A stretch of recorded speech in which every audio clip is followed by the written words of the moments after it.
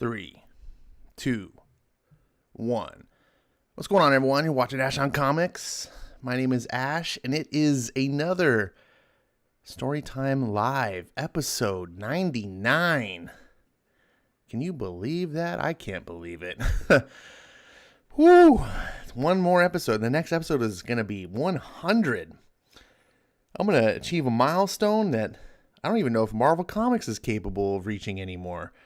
Holy cow. I hope you guys are doing good tonight. I just cracked open a beer. It's becoming sort of a tradition for the show for me. It's delicious. I know some people out there listening might have some aversions to drinking alcohol, and that's completely fine. Just a point of note, I don't really actually drink ever to get drunk anymore. I'm just too old. I just like breakdown. I just genuinely enjoy the taste of beer. So I just have one, and one will do it. If I drink too many beers, I'll regret it. So I just have one. This is a Sapporo premium beer. It's a Japanese beer. I don't want to say it's a craft beer. I think it's a pretty big brewery in Japan, but they do quality beer. And hopefully you guys have a good beverage. I'm gonna talk some comic books tonight. I appreciate that you guys are here. I want to take it that you had nothing better to do. That's why I stream late at night, so I don't have any competition. Speaking of which, Melissa is in the house. She's first. Good to see you, Melissa.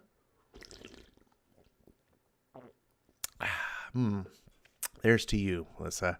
Dragon Majesty is in the house. Have you been here in the last couple episodes, buddy? I don't remember seeing you. But welcome. He's number 2, and Marania rounds up the number 3. RDV is here. Unfortunately, he did not make the top 3. He says, I want to watch the Firepower review, but that stream is 2 hours long. Oh my God. This is a guy who regularly streams longer than 2 hours. I've watched many RDV streams. No one wants to watch mine. Everyone complains about the length of my videos. Anyways, RDV, you don't have to watch the whole thing if you don't want to. The beginning is Firepower. The Firepower part is not all 2 hours, so you can just pick and choose. There's fast forward and rewind features. It's pretty helpful. But just check out the Firepower thing. It says, I need a timestamp where you talk about the comic. That's pretty much the beginning. Firepower is the first thing we talk about. So the way that show goes, it's pretty much broken up into 3 parts. The first segment, when we start the show, is about the comic of the week that we read. Currently, we're doing Firepower and Decorum, are the 2 current ongoing series that we talk about on the show. We're trying to find a worthy third comic to bundle in there. And then we talk about a certain comic. We talk about a comic series that's wrapped up. That's segment 2. This is a comic series that's ended, but it still lives on through trades. And the idea is sort of to kind of bring it back and experience kind of like a current reading of the book for those that maybe missed it on its first run, didn't know about it, and want to participate in, part of the fun of reading comics, I think, is the water cooler talk. That was one of the reasons I like new comics over back issues. Back issues, man, there's some great back issue stories. I'm not detracting at all from the great stories you can get in back issues, but one thing that the back issues can't do is have that current water cooler talk. That cool, like, did you just see what happened in the latest issue of Batman? Holy shit, where do you think it's going? With back issues, history's already been written. We know where the comics go. You're like, man, I just read this 20-year-old X-Men book. Oh my God, can you believe what happened? And we're like, yeah, I read it 20 years ago. Oh. So the idea is to kind of find a place, a home for people to be like, you know what? I've never read East of West. I've heard it's really good. Well, I've never read East of West either. Now my boy Skip has, so he's kind of cheating, but you're getting me. And every 2 weeks, we're reading through one volume of trades. So it's 5 issues every 2 weeks. And we go through, and you get that experience of, seeing new people who are reading it too and being like, oh my God, what's going to go on? And I do my theory crafting, and I talk about how it's impacting me. That's segment 2. And then segment 3 is much smaller. That's just where we wrap up the show. We maybe talk about some other books we've been reading, address comments in the chat, things like that. So that's how the show goes. It's about 2 hours is longer than we stream. We go for. We're trying to target 90 minutes. So like about basically like 30 minutes, 45 minutes, and then wrap up is how it should work. But that last episode, man, we talked about Firepower for a long time. It's a good issue. My favorite issue so far. So if you're not reading Firepower, I highly encourage you to check it out. Start with the trade paperback. It's volume 1, the Prelude trade paperback. They should have just called it issue 1 because I think people are going to skip it because they think, oh, just start at issue 1. That's where I should start, right? Yeah, well, you can, but the trade paperback is fantastic. Issue 6 is the most recent issue, so it's really new. It's an ongoing series by Robert Kirkman. I tout it all the time just because I love good comics, and I want you guys to enjoy good comics too. And we talk about it every other week. Well, not necessarily that comic. Depends on when it comes out, but we talk about it once a month. We talk about every issue. So next Monday we'll be doing the episode. What episode are we on? Episode 4.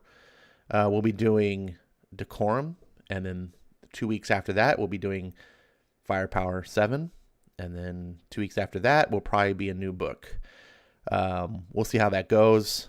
Please join us. I think we have a good time talking comics.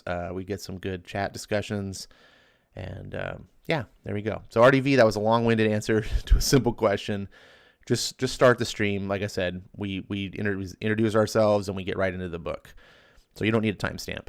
Dragon Massey says, so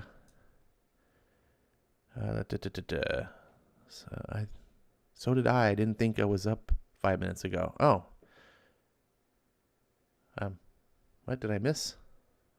I don't know. I lost track of the conversation. That's where I'm at. Let's see. Eric Breen says, I checked it 12:45 and couldn't find this. I thought YouTube had canceled story time. No, I was just preoccupied with other things, so I didn't get the hey, I'm having a show. But we will be doing the 100th episode Thursday. So yeah, stay tuned for that. That will be at 10 o'clock. I'll probably try to post the show thing early. Dragon Ashley says, I think that Firepower review is pretty long. Ash loves that book. It was longer than the normal review, but it wasn't 2 hours. It certainly wasn't 2 hours. Maranya says, I was going to go through more storytime withdrawals. No storytime withdrawals. Eric says, I was going to go to bed. That's the withdrawals. Eric's having bedtime withdrawals. Let's see. I just read the last 2 current issues of Grant Morrison's Green Lantern. I'm so confused. I'm confused why you're reading it.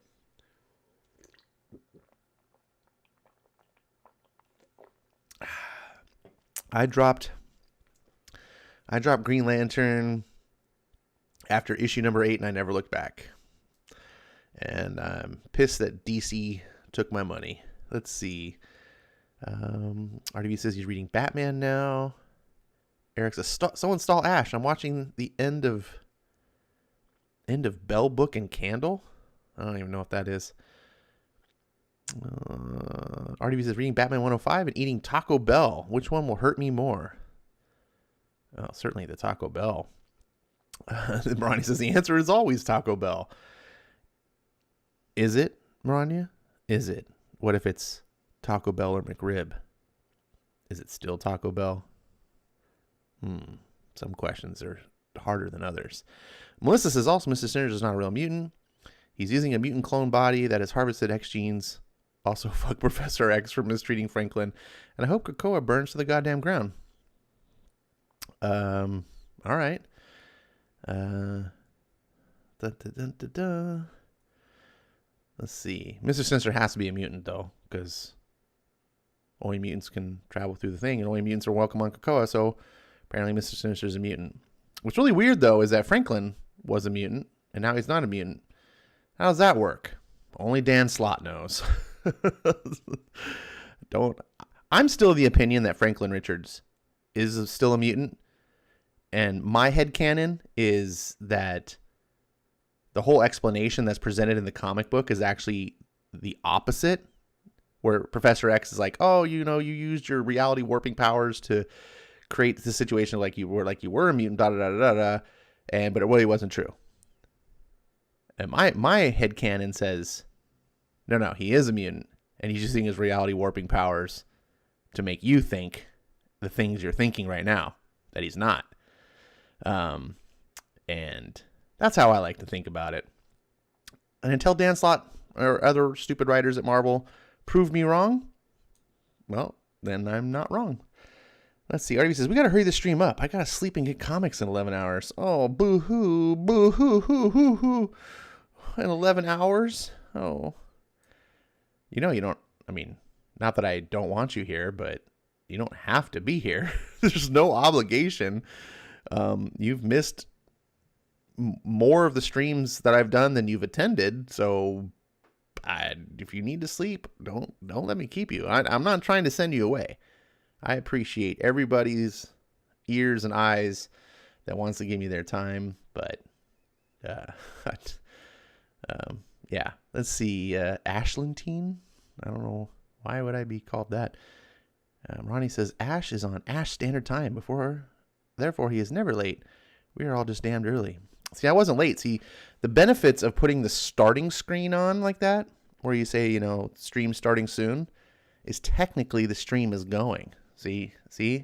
It's a loophole around the rules. I start the stream on time. You just have to wait, till the good stuff comes. And if you're watching this later, all you got to do is just fast forward, past that graphic. So, you don't even need to start, you don't need to know when a timestamp is.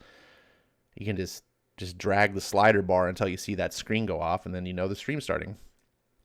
Ronnie says, since I stopped using headphones to listen to this live stream, I can now do real dancing instead of just chair dancing. Well, you could get wireless headphones. Then you could wear headphones and, well, anyways. Nice to know that I'm now being broadcast out loud somewhere in Moraniaville. Let's see. Dragon Majesty says, hey, Breen, America's in Doctor Strange 2. Can't wait. Eric says, by the way, you're the only one that noticed the perch thumbnail. I didn't have the heart to tell Wes. Yeah, I'm a confrontational bastard. I'm not well liked, I think, because I'm too confrontational and contentious.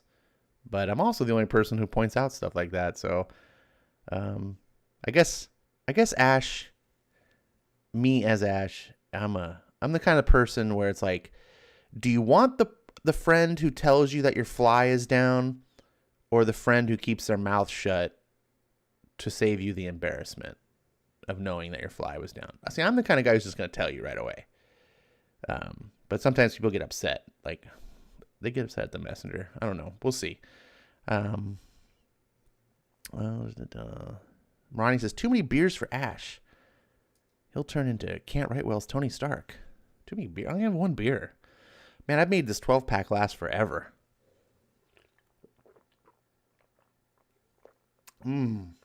That's the beauty also of not drinking very much. You don't have to spend that much. RDV says, I'll be back. Time to watch Firepower. Only Venkman would leave a stream live to go watch a back catalog episode. Whatever. Whatever floats your boat. Melissa says, Mr. Sinister is a mutate. He was a normal human mutated by Apocalypse, so no, he's not a real mutant. He's using stolen X genes and clone bodies, so Professor X is a hypocrite. Maybe. We don't really know which Mr. Sinister is the real Mr. Sinister. So I don't really know. All I know is I don't actually care. Melissa, I think, no offense, I don't mean this in any sort of mean fashion, but why devote so much energy to it? Like, I think it's stupid, and so I just write it off. It's terrible. But don't let Marvel live rent free in your head like that. Just, I know it sucks, but it's just it's hurting you by putting all this emotional investment into it. So you just gotta let it go. That's my recommendation, at least. And I love X-Men. X-Men is why I read comics. So, no more Batman issues till March with Batman 106. New woke black Batman. Maybe they should just call him Black Man. That'd be cool. Who are you? I'm Black Man. That's kind of nice ring to it. Eric says, Bell, Book, and Candle is a 1958 movie with James Stewart and Kim Novak. All right. DC is giving me 2 months off from buying comics. DC is giving me more than that. I originally was going to go 2 months, and then I heard all the shit that they're going to do after the 2 months. And by the way, the what do you call it? The future state? It's not just 2 months. It goes longer than 2 months. It's just 2 months of no regular DC titles. But Future State's going to keep going. There's miniseries that are being introduced that are I think 6 issues long. So they're not going to release all 6 issues in those 2 months. Let's see. Melissa says, I love the 60s X-Men. I don't. I don't like the X-Men until John Byrne gets on. John Byrne and Chris Claremont revolutionized X-Men. They took it to a new level. Obviously, Stan Lee and I don't know how much Jack Kirby really deserves credit on that. But Stan Lee obviously set the groundwork for the X-Men. There would be nothing to build upon. But if you go back and read those old original X-Men, it's sloppy as hell. I really subscribe to the idea that X-Men was a ripoff of Doom Patrol. There's no real proof of it and everything. The books came out 3 months apart. And people are like, oh, Ash, you can't have a book. It takes more than 3 months. And I was like, no, not back in those days. They could get to press really quick. And Stan Lee could churn out a book, not a printed book, but he could churn out a book in a day. That dude, if you go back and read X-Men #1, there's not much of a story here. It's pretty much, go read X-Men #1 and imagine for, hypothetical situation. You read X-Men #1 and imagine that this is a clone of Doom Patrol, as if someone over at Marvel came back and was like, I just saw DC just released this new book. And they're like, we got to get our copy out. And so, Jack, quick, draw something. And so Jack whips up these characters, puts a man in a wheelchair, and then hands it over to Stan, who puts in the word bubbles and just writes a story. It's really simplistic. It reads like that's the case. The whole concept of why they're called the X-Men is because X stands for extraordinary powers.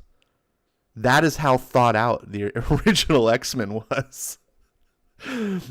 Why are you called the X-Men? Because X stands for extraordinary powers. What?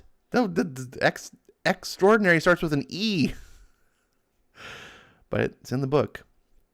But that's the quaint time of the 60s comics. It's fun and all. I'm not trying to disparage. I love all X-Men, even those are, have a place in my heart too. But it wasn't until the all new, all different after Giant Size X-Men, and then not even then until John Byrne came aboard, and Chris Claremont as well. And I still to this day I credit John Byrne for teaching Chris Claremont how to write comics, because if you read Chris Claremont's stuff before his work with John Byrne, read Chris Claremont comics before his collaboration with Byrne on X-Men, and then read after.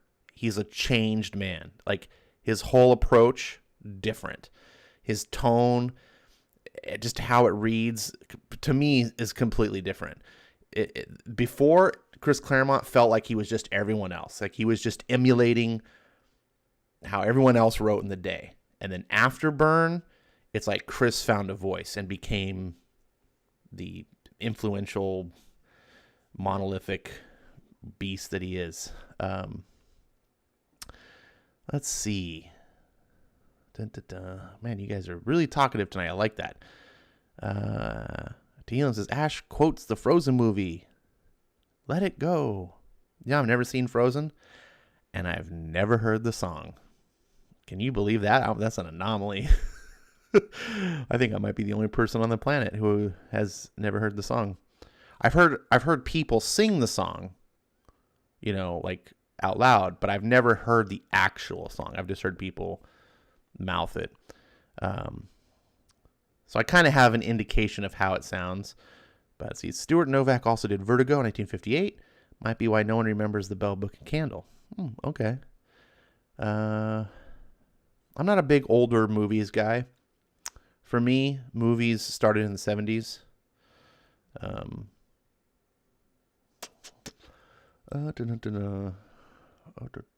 Batman Adventures continues, still going in these 2 months. Well, good. Marania, that 1943. Okay, you guys talk about movies more still. Uncanny X-Men are the best. Have to have Wolverine. Well, pre-Bone Claws Wolverine.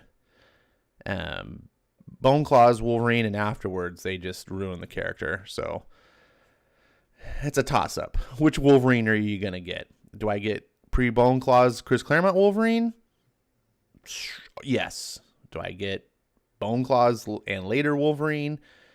No. Especially no, the Tom Taylor dad bod Wolverine. Oh my God. I still can't unsee that.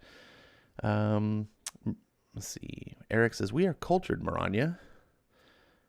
Are you saying that with your pinky extended, Eric? I'm drinking the Sapporo with my pinky extended.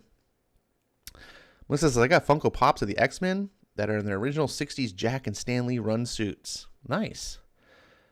I saw a Funko of Doctor Doom at the comic book store the other day when I was there last, and I was like, I need a Doctor Doom pop.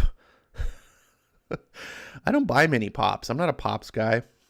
But every once in a while I see one that, really has like a special place. And so I think I own six pops total in all the years that they've been making pops. You guys have seen a couple of them. You've seen Stan and you've seen Forky. Those are the two. But I also have an Ash Williams pop. I have a Jane from Firefly pop, where he's wearing the funky hat. That one's really fun. And I have what are my other pops? Man, I've had them buried in storage for so long I can't even remember what they are. I got what's that droid from Rogue One? You guys remember him? I forget his name. But I got that because back then I was all excited for Star Wars releases and stuff. I was told myself I'm going to get one for each of the Star Wars releases. I was all excited. So I was telling myself that, and then that didn't last beyond Rogue One. But I do have that droid, and I do like that droid. K2SO, I think is what his name was. I can't remember what the other ones are. What are they? I think I have a Darth Maul, and I'm going to have to dig them out and remember. You can tell they're super meaningful to me, at least the ones I remember. I do like having some references to pop culture. I do need to dig them out because I got a new desk, so I can finally decorate my desk with them. The reason that Martin Goodman thought X sounded cooler than Mutant. Maybe. I guess. I'll take your word for that. But the explanation in the book that they give to the audience is that it's X stands for extraordinary powers. I just get a kick out of reading that. We should read X-Men #1 sometime. As a matter of fact, maybe we could read that tonight. That sounds like a good idea. Glad you thought of it, Eric. Wright and Goodman said kids wouldn't know what mutants are. RDV says, I was a fan of Extreme X-Men. Yeah, you would be. You strike me as one of those 90s edgelord kids. Eric says, unsubbed. Oh, what did I get unsubbed for? RDV says, heat claws are greater than all. That is true. Heat claws are... Yeah, just when I thought bone claws couldn't get any more stupid, Marvel's like, hold my beer. Dragon Majesty says, adamantium Wolverine, of course.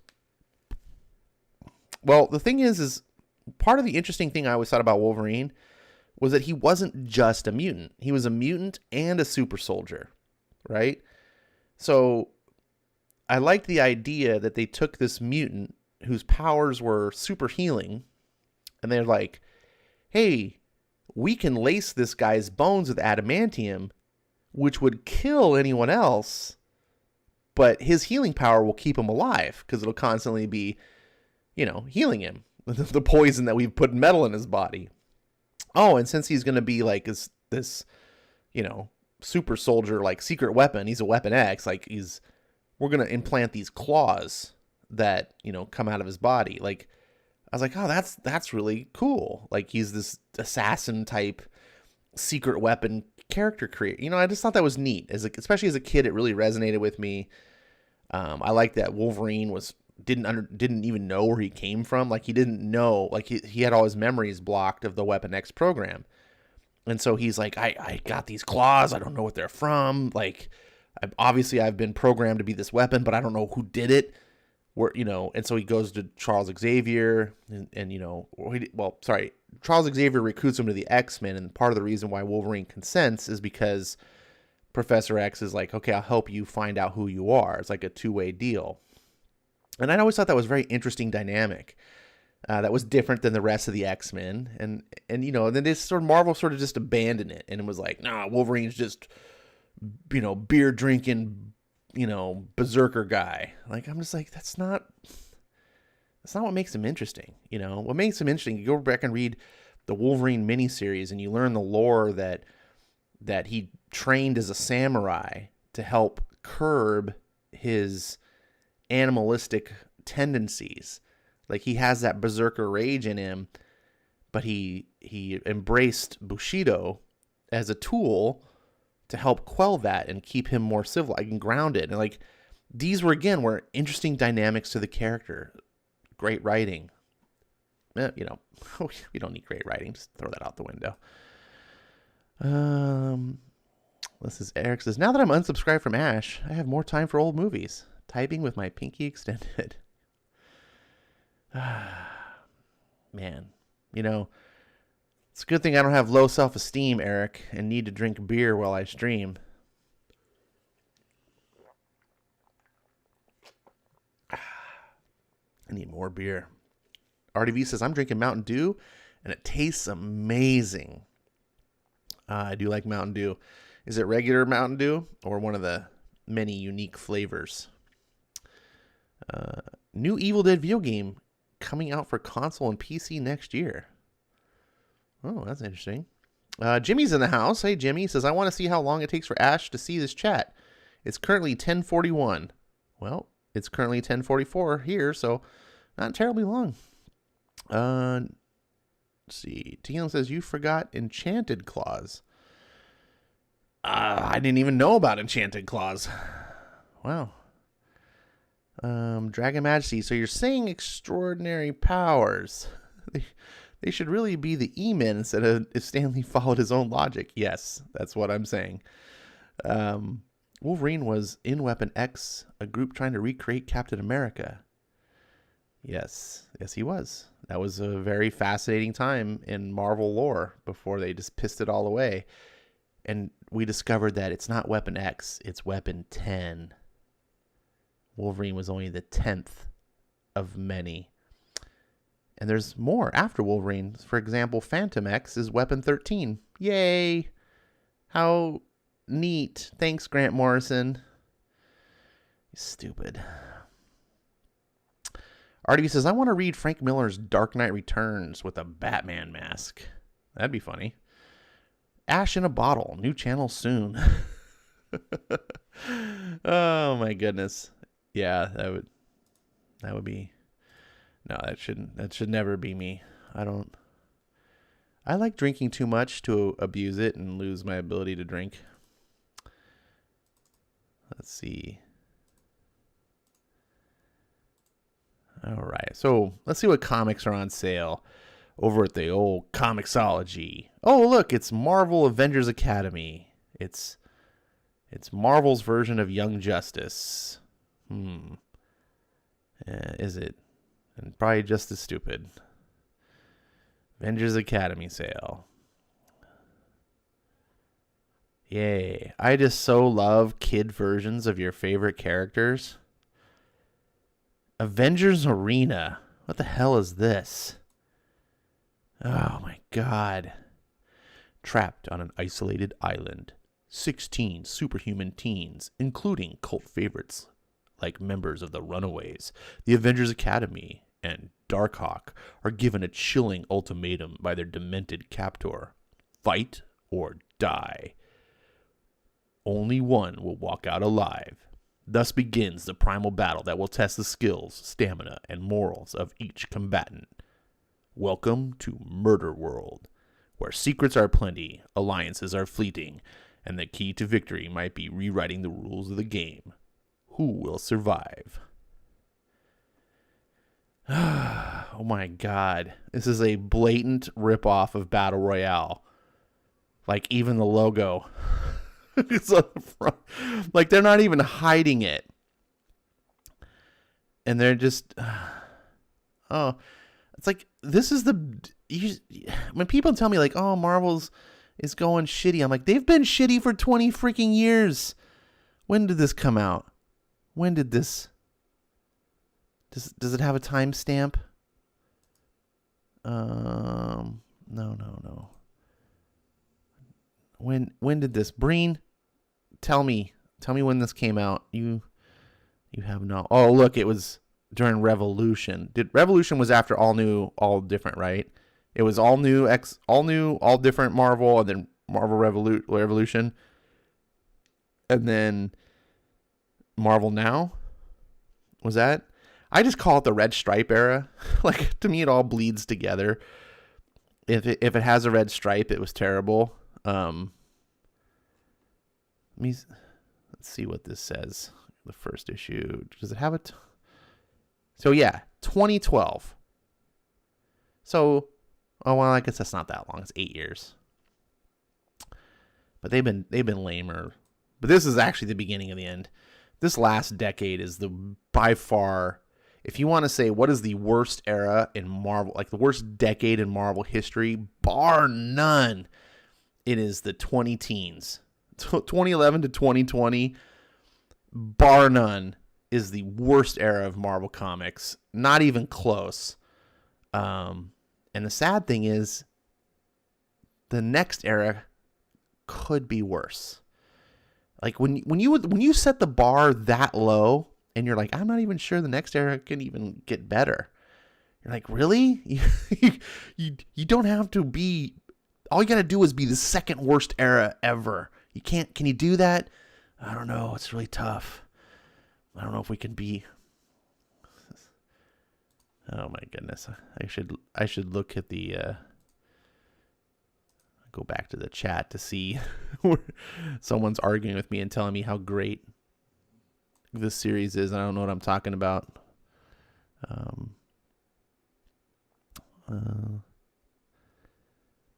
They're doing a new woke female Evil Dead in an office building. Yeah, I just tune that out. RDV says, actually, this channel is Ash in a bottle whenever he reads Iron Man. Nice. Grant Morrison did give us Damien, who teams up with Superboy John 2 from the beloved Super Sons duo.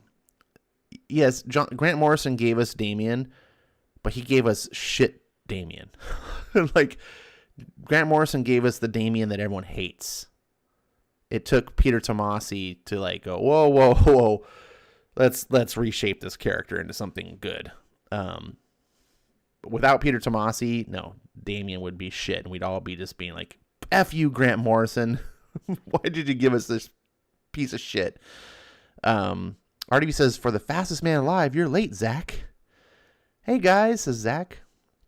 I skipped over him and went back. Speaking of fastest man alive, I started watching the Flash TV series for the first time. I watched the first 2 episodes tonight. The good news is I am no longer watching The Legend of Korra. Oh, man. That was 4 seasons of my life that I'll never get back. That show made me want to kick puppies. That show was everything that's wrong, like in SJW media fiction, reading like Batgirl 50, like just that show was so incredibly, I don't want to say it was like woke, but it was so, it's like the Captain Marvel. It was Captain Marvel. You watch it and you go, oh, I completely understand why all these wannabe writers that come from Tumblr at Marvel write Captain Marvel the way that they do, because they're ripping off Legend of Korra. They're like, I watch Legend of Korra, I can write a Marvel comic, and they write Captain Marvel just like her. And I'm just like, oh, so you're just writing this hyper masculine female that's female in name only? Oh, maybe I just coined something, a fino, female in name only. I'm gonna see if we can make that stick. Oh my God. So anyways, the good news is that's over. Man, that was tough getting through. And I had to bite my tongue because, I was watching with my buddies' kids, and I don't want to ruin it for them, even though I probably should. So they're not my kids. So, they're having fun and stuff. And so I'm just like, okay, whew. And then it's like, we want to watch Flash. And I was like, it's going to be a CW show. And so the good news is, no more Legend of Korra. Second good news is Flash is not as bad as Legend of Korra. But the bad news is it's not really that good. Like, it's okay for a CW show. I guess my expectations weren't very high because CW sucks. Like, all their shows are terrible. But I was like, oh, okay. But one thing that really standed out is I hate Iris. And I hate this version of Iris. First, why did they race swap her? Why is Iris black? I don't get. Of course she has to be. I mean, I know why, but And then they're made the whole West family black. So there's no Wally West now, or is there going to be a black Wally West? And if there's a black Wally West, what about Wallace West? Is there going to be 2 black Wally Wests? It's just stupid. I hate her character though. She comes off like she's trying to. It's almost like they're like trying to make her like a sassy Lois Lane like character, and it's like, and that's another thing too. I was like, wait a second, I thought Iris was a reporter. She's not. She's a barista. I was like, what the fuck is this? But she's a barista that hangs out at the police station all the time because her dad is Barry Allen's boss. It's like, so she hangs out at the police station all the time. Like, don't you have other things to do? You're just hanging out in the forensics lab at the police. Like, is that even allowed? I don't think it is. But she's kind of got this like, that attitude. And then she doesn't have the same, like, there's no rapport with Barry at all. There's no rapport. And I'm like, but the whole thing about Iris is like their love relationship. I don't know. It just kind of threw me off. I really liked the relationship between Barry and Iris in the comic. And yeah. I don't know what you guys think. I know people have talked positively about it here. Zach says, Avengers Academy was actually a cool series. Avengers Arena is basically those characters in a Hunger Games situation. So Hunger Games, it's Battle Royale. They even have the same logo as Battle Royale. As a matter of fact, let's check it out here.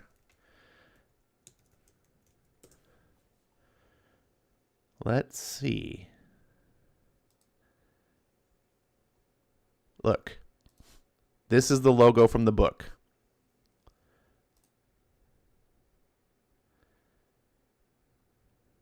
Right? Oh, of course it doesn't. Well, you can see, right? Logo from the book. Avengers Arena.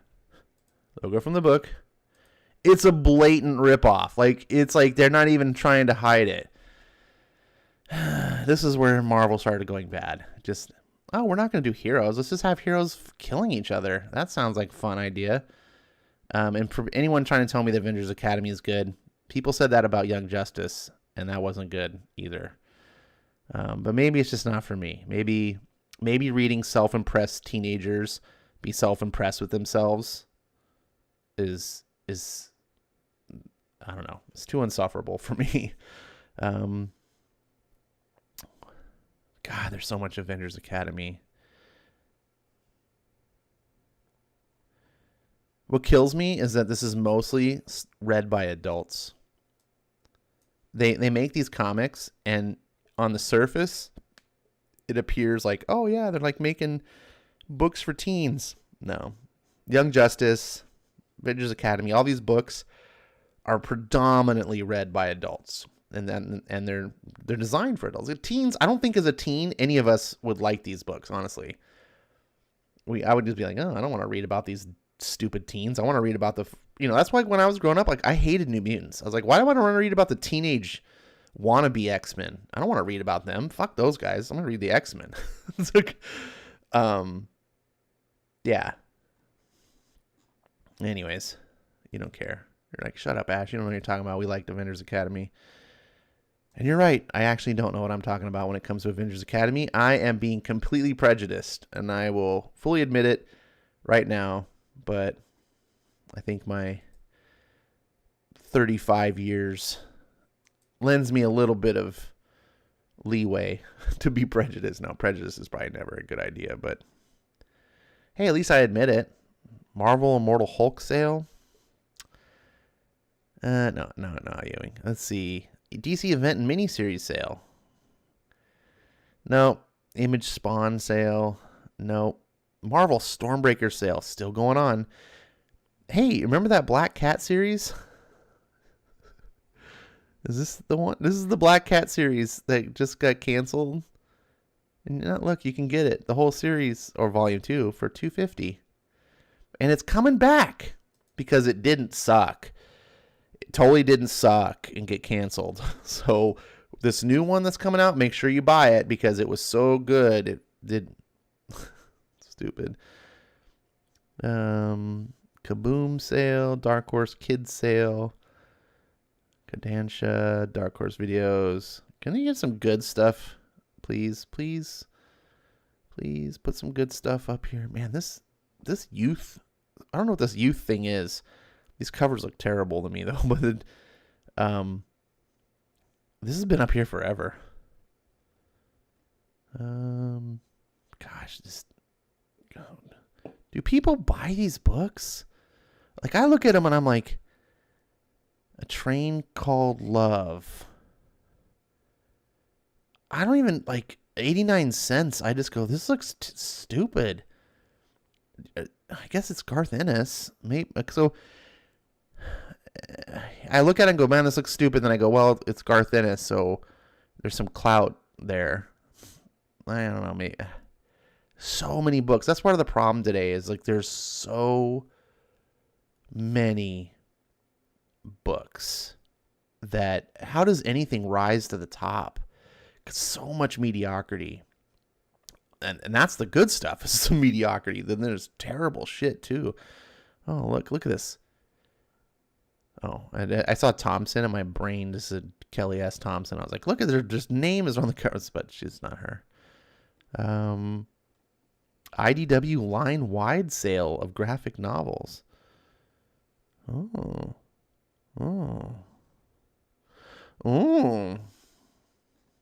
Not that there's anything from IDW that I want.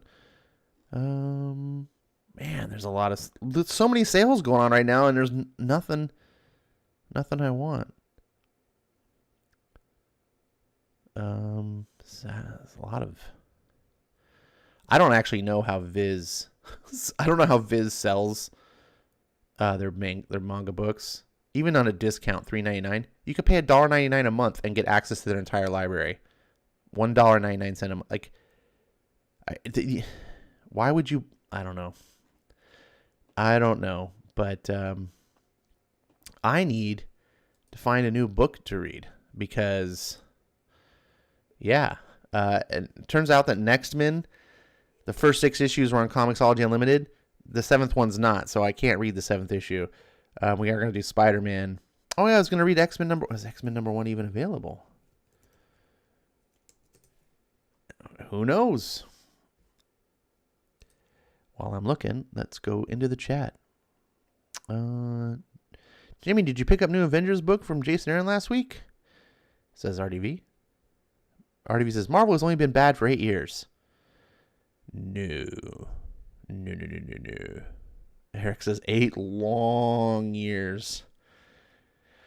No. Marvel was bad when I left. Your bar is just lower than mine. Avengers Academy was a really good series, says Eric Breen. I know, right there with Spider-Girl. Eric says, and the Peter David Young Justice was also a good book. My 40 years buys me some actually. It doesn't mean shit, but it was good. Well, I tried that Peter David Young Justice, and the only thing I got to say is it was better than the Bendis Young Justice, but not a whole lot better. Just that Peter David has more skills as a writer, but it was I don't know, Eric. Maybe you should go back and read that book again because it was pretty insufferable. Zach says you should read JSA because that's the only way any of us will see red-headed Cyclone. Oh, yeah, that's right. They swapped her. Uncanny X-Men. Like when you do it one IP and you sing it to a different different tune, but the Power Ranger song to Uncanny X-Men. Yeah, I know I've lost it. So I can read 94. Why can't I go? This is another thing that annoys me about Comixology is like I click. I guess that's a story arc. Hold on. Let's go down to. Is there a series? Yes, here we go. Series 1963. Their organization on this is really. It's not intuitive. So I should be able to go Uncanny X-Men 1963 2011. And right here on the top should be number 1. But it's not. Surprise. It's got some... Oh, these are all the the unlimited books. All right, let's go down to collected editions. Jesus, can you make it harder? Here we go. X-Men number 1. Oh, it's not available. Man, really? This is not a Comixology Unlimited X-Men number 1. No, who's paying full price for that? No one. Well, you can't read X-Men. I mean, I could read something else, but I was really looking forward to reading that first one. Well, I need something because I can't read Next Men. I need something else. Let's go back to the chat. Get some suggestions. Man,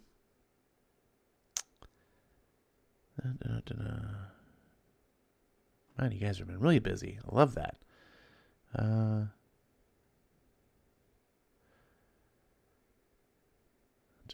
Dylan says, from Ash, who hasn't read all the Grant Morrison Batman and Robin run. Do I have to read all the Morrison Batman and Robin run? I can't finish Morrison runs. He drives me bananas. I couldn't finish his X-Men run. I don't know if I have to finish an entire run to cement my idea that I don't like it. I don't know why I need to do that. Let's see. Zachman says, I thought Korra was cool until the last season, but it's been a while since I watched it. Oh my God. Zach. God, it was so insufferable. Constantly, everyone emotionally validating Korra. You're the best, Korra. You're so good. You're the Avatar. You're the bestest Avatar that's ever been an Avatar. Constantly. And every male character in the show is a fucking doofus. Every male character is either, okay, they're either a doofus or they're a toxic male. Like all the villains are male, except for the last season. The first 3 seasons, all the villains are all males, and they're all like cool. Like I was like, man, I like the villains better.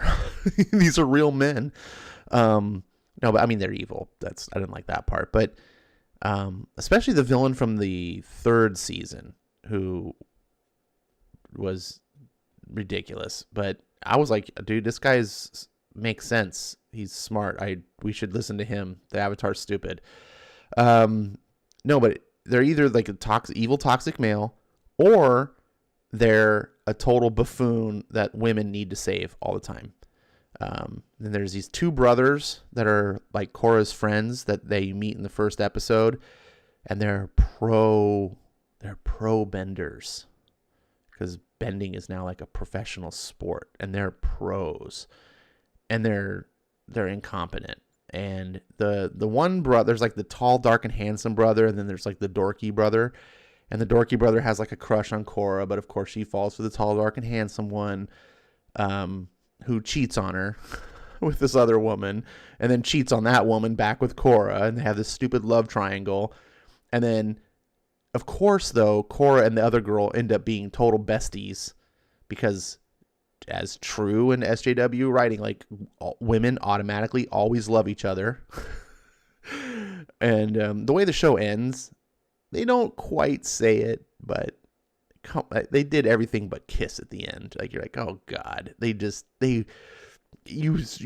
someone was like, why can't we just have them kiss? Like, it's like make Korra lesbian. Like, they were like this close. But yeah, like they made the younger brother, who's kind of he's kind of the awkward one. He doesn't hit it off with the ladies, and he just lacks confidence and stuff. And I was like, oh, this will be a really cool opportunity to like have him get the girl, right? Like, she falls for the pretty boy one, but it's actually the younger brother who's like the good guy, you know. But no, they turn him into Jar Jar Binks by season 2. And so everything, he can't do anything. He is just there for pure comic relief. He's a doofus. I hate him. The other brother is just always off brooding, and he ends up leaving. Doesn't even want to be like, hang out with the rest of the characters.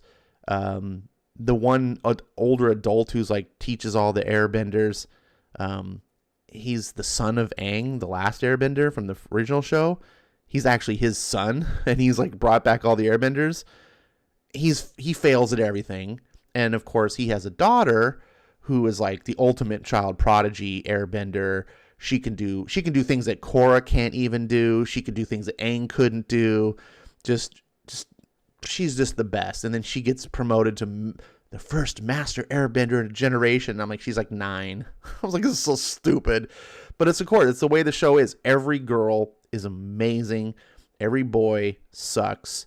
But even still, the girls constantly need emotional validation. They constantly need the characters being like, no, you're really good.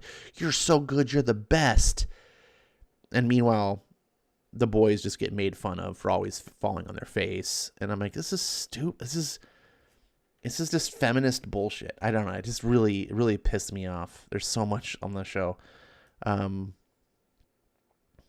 Tina says, Fino, I think in one country they're a shoe brand. I think you're right, actually. I forgot about that. I need to scroll down. Iris is a redhead in the comics. Oh, that explains why they made her black. Dragon says, you can't improve on Chuck Norris' perfection. Let's leave Walker in the past. That's true. You cannot improve on Chuck Norris, period. That's what it should be. Eric says, Avengers Academy was good because Christos Gage is a good writer. Yeah, but didn't Christos Gage just write something like really shitty just recently? I forget. Avengers Academy was about as much about the adult instructors as the kids. Let me guess, because it was like Harry Potter, but with superheroes.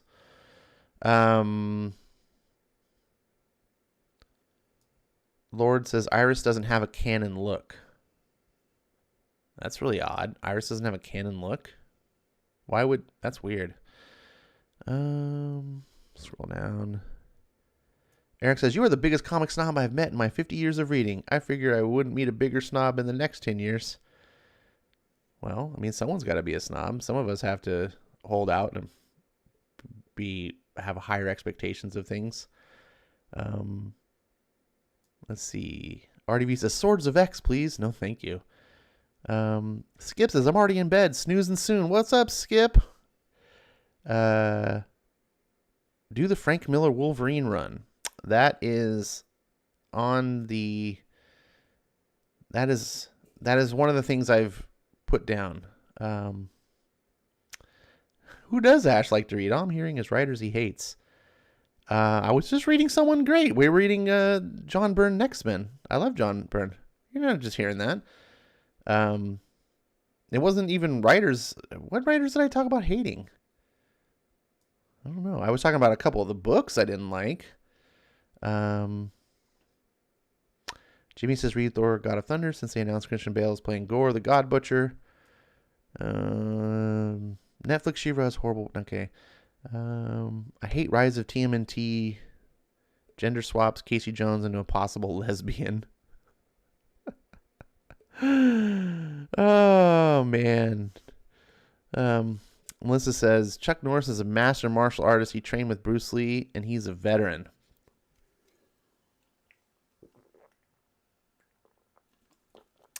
He's also Chuck Norris. Hank Pym was banging Tigra, and Quicksilver was at his arrogant best. Yeah. Yeah, boy. Not going to read the book I bought for everyone? Or are you just holding out for my B-Day next week? I didn't know it was your B-Day next week. No, I'm going to read the book. Skip, you may want to notice that this is tonight's episode 99. I have a 100th episode on Thursday. 100th episode. You think maybe it might be a special occasion to read some special book. What about this Superman here, Man of Tomorrow? I haven't read one of these in a while. Did we read this one? I kind of lost track of where we were.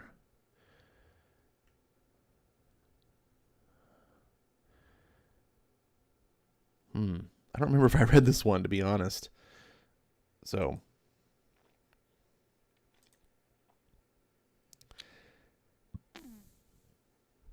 I need to go through and research which books.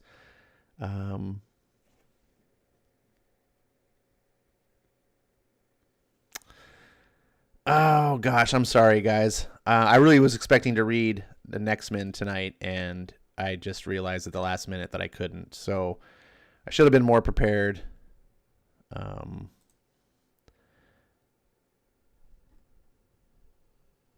just want a single issue book.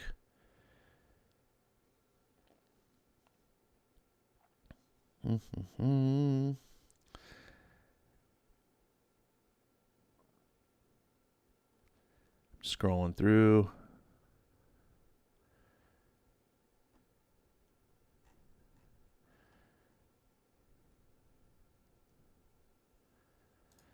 You know, someone brought up Teenage Mutant Ninja Turtles.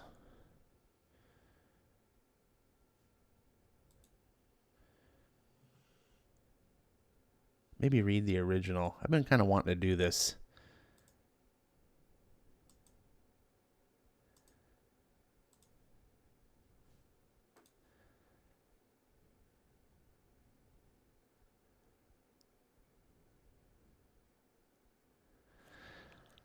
RDV, I'll get to reading Venditti Superman, but I don't know if I read that book already, and I don't want to like start reading. I need to go through and check it. So I'm gonna make the call here. I've been wanting to do this for a while. It's kind of a weird off the cuff, but it fits with the indie stuff. This is Eastman and Lair's Teenage Mutant Ninja Turtles #1. A lot of people know who Teenage Mutant Ninja Turtles are, but surprisingly, very few people have read the very first issues of TMNT. Most people know from the cartoons and the movies. So I always wanted to kind of like share and get people to like experience, if you've never read TMNT, like the very first issue. This is what indie comics were when I was a kid. Indie comics today are so polished. It used to be indie comics were like garage specials, like people like printing stuff out of their garage, like very, very indie. This original book came out in a magazine format, and it was a 2-color process. The way that you see the cover there, that's just basically red and black. That's all it was. Well, the comic inside was black and white, but even the cover was they could only afford a 2-color process for the first 3 issues. Today, people like we see indie comics like Image just changed the ball game. You got Dark Horse, you've got Boom, Titan. I'm trying to think of all the different indie publishers. Dynamite, everyone's publishing some pretty polished, as far as production values go. We didn't get that. We got really indie stuff, and a lot of it was expensive. You paid more money for these books because they didn't have the high volume printing that Marvel did. So I'm gonna go ahead and just get the first issue of TMNT, and hopefully you guys like it. And if you're not excited, I apologize. It's off the cuff.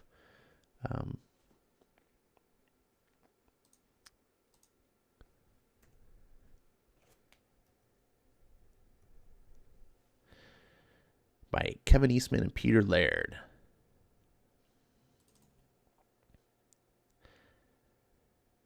My name is Leonardo.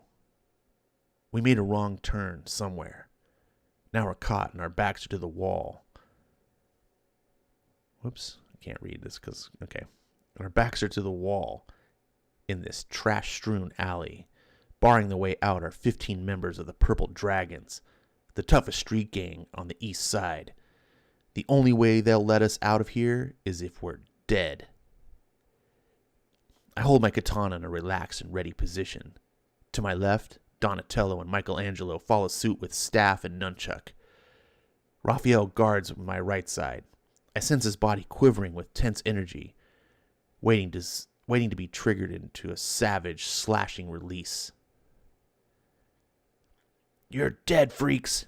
Nobody trespasses on purple dragon turf and gets away with it, especially when they're wearing stupid turtle costumes.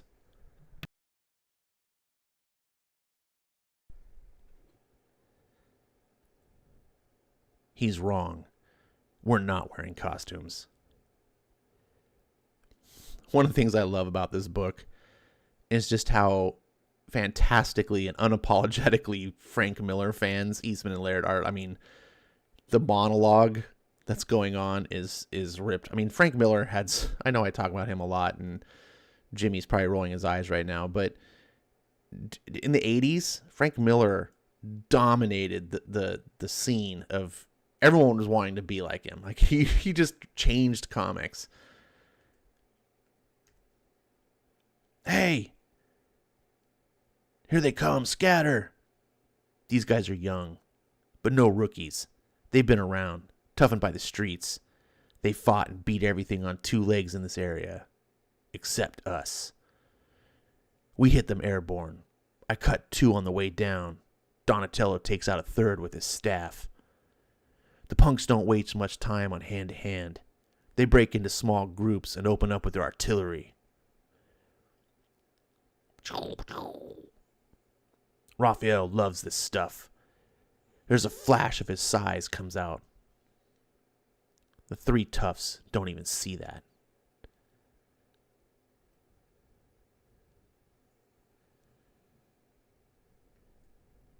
Too bad.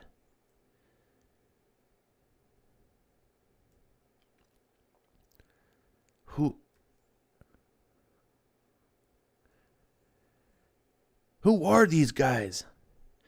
Don't want to know. Some kind of freaks. But even freaks can bleed. Cut 'em. Yes, we can bleed. And so can you.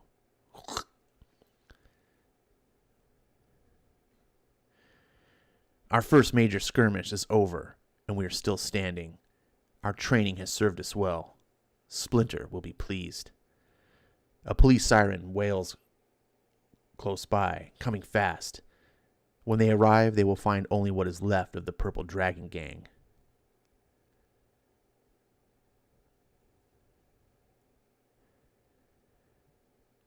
We do not like to run from those who would be our allies, but we must. They would not understand us. The storm drain beckons. We are never far from a means of escape. For we are trained in the ways of ninjutsu, and we strike hard and fade away into the night.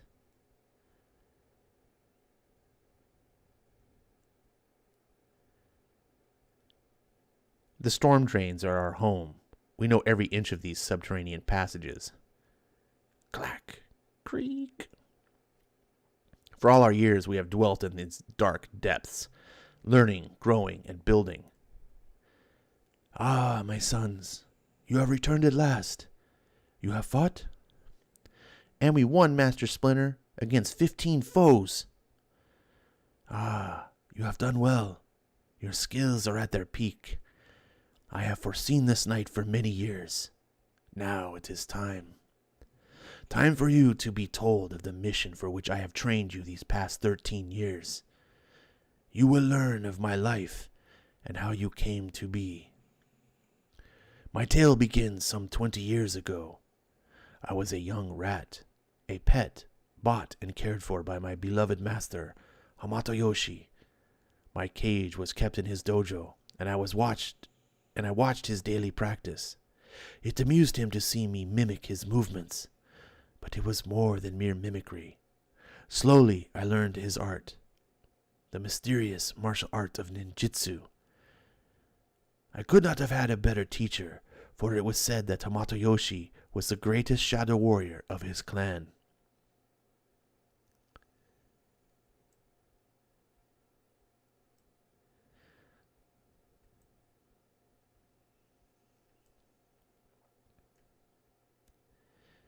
He was one of the famous Foot Clan, the most feared warriors and assassins in all of Japan. Another member of the Foot Clan was Oroku Nagi. He and my master, Yoshi, competed fiercely in all things, especially for the love of a young woman, Tang Shen.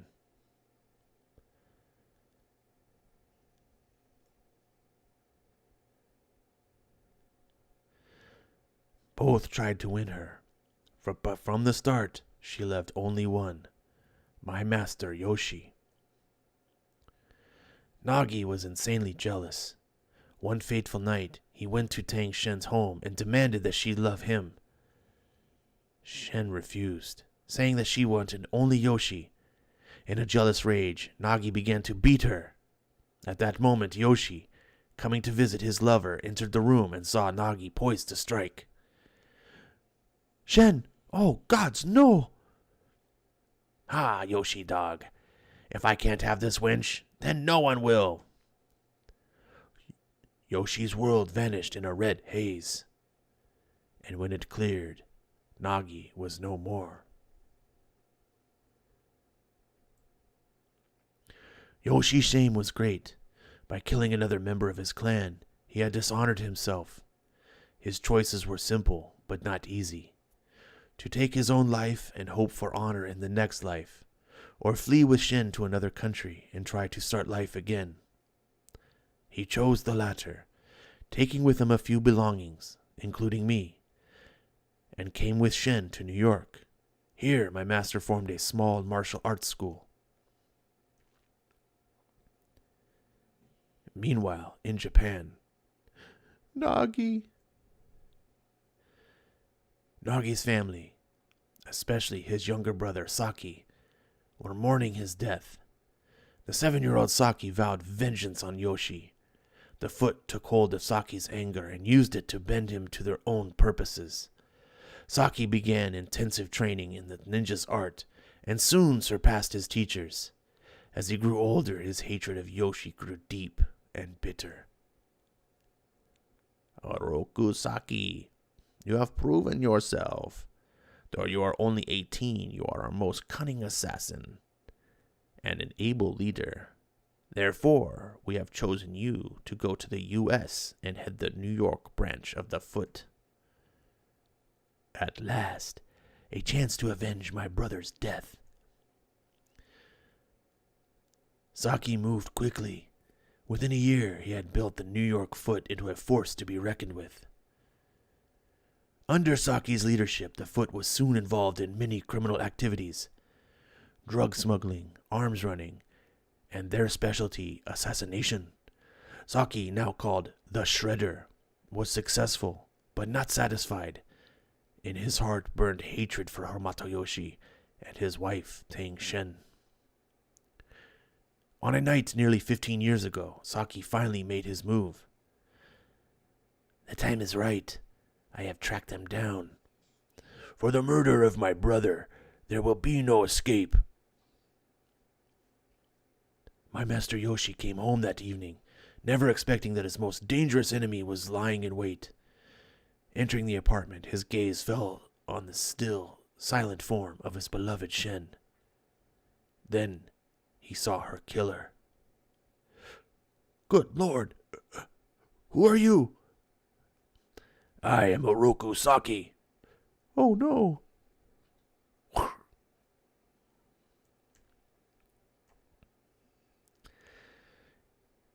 In the struggle, my cage was smashed. I was free, but my master was dead. In my grief, I wandered the streets, living off the scraps of garbage. Then, one day, while I was searching for a trash can for my next meal, I witnessed an accident. An old blind man crossing the street was almost run down by a large truck. Scream! At the last moment, a young man leaped at the blind man and knocked him out of the truck's way. As the truck screeched to a jarring stop, a metal canister bounced out of the back of the truck and struck the young man near his eyes. Sound familiar? Unnoticed by the crowd, the strange canister bounced several more times, striking and smashing a glass jar which held 4 small turtles. You 4, as infants. You fell into the manhole, followed by the canister. Fortunately, a pile of dead leaves and papers broke your fall, but the canister smashed open, releasing a glowing ooze which covered your bodies as you crawled around in it. I followed you down into the storm drain, and not knowing exactly why, gathered you up in a coffee can. I took you to my burrow and washed off as much of the goo as I could. The next morning, I awoke to find the can tipped over, and the four of you doubled in size. Somehow, that strange ooze had affected your growth. As I learned later, it had changed me also, making me more intelligent and larger. But I didn't grow as fast as you did. Within a year, you had reached your current size. You followed me everywhere I went, except above ground. I could not risk your being discovered. I was amazed at how intelligent you seemed, but even so, I was not ready for what happened one day. Splinter? One of you actually said a word, my name. More words followed, and soon you were all speaking. Around this time, you started to stand upright and copy my movements. I began training you then, teaching you all that I had learned from watching Master Yoshi. I taught you the use of weapons, the arts of stealth, and all that I knew of this world. In time, you surpassed my lessons and became true ninja. Using a battered copy of a book on Renaissance art that I had fetched out of the storm drain, I chose names for each of you. Leonardo, Michelangelo, Donatello, and Raphael. Now, I am old, and there is a task that I would have you perform before I leave this life. Now I must ask you to do that which no being should ask of another. I ask you to avenge the cruel death of my master Hamato Yoshi and his wife Tang Shen. I ask you to challenge and kill the murderer Oroku Saki, the Shredder.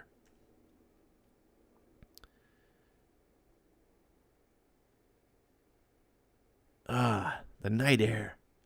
I love it. I despise the damp, dank underground. My brothers don't seem to mind it, but this is where I belong. Such a feeling of freedom. So much room to move about. I am Raphael, Ninja Turtle, and my master Splinter chose me for this task, to deliver a message of challenge to the Shredder.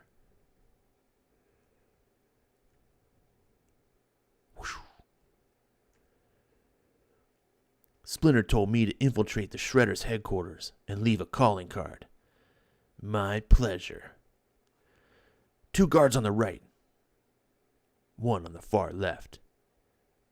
They've got to go. They'll be my calling card. Intruder! Stop him! They're armed, of course. That's okay. I am too. The 3rd guard sees the action, but doesn't sound the alarm. He thinks he can take me out by himself. Who are you? Ninja? Turtle. We connect in midair. When we land, I'm standing. He isn't. Now to my task. The message is wrapped around one of my sais. I can see Oroku Saki inside talking to some flunkies. It's an easy shot.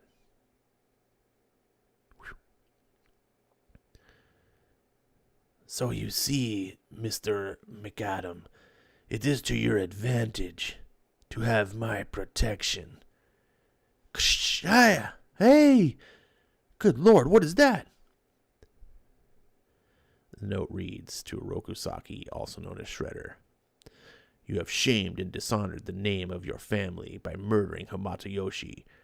I give you the chance to regain your honor. Meet my 4 disciples for a duel to the death tomorrow night at the following address.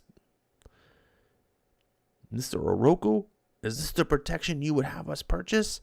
If you cannot keep your own complex secure. Outrageous!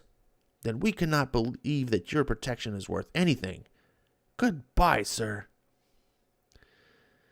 Who can this challenge come from? What fool would pit his minions against the might of the Shredder? It doesn't matter. This effrontery will come to grief soon enough. There will be a duel, and there will be a death. Theirs. The following night. This is it, my brothers. Use your climbing claws and go silently.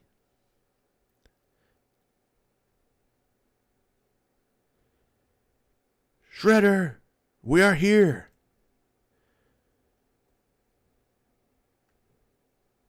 Shredder, face us. Who are these fools?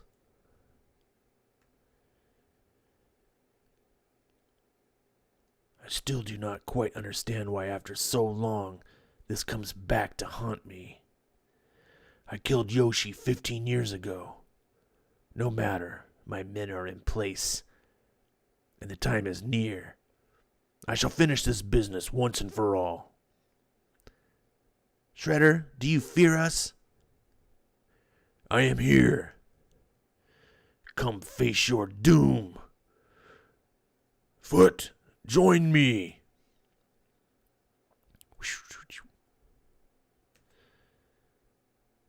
Yeah, look at that cool splash page.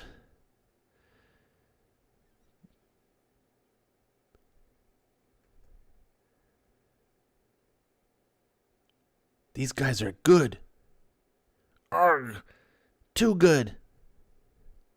But we are better. Hi! Your ninja have fallen, Shredder. So I see. They were good men. My best.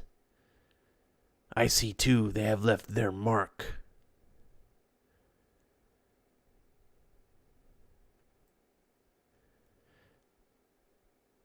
But that was just students fighting students. Now you must face a teacher, a master. Come, one at a time or all at once. I don't care. For only I will leave here alive. Me first. Yarg!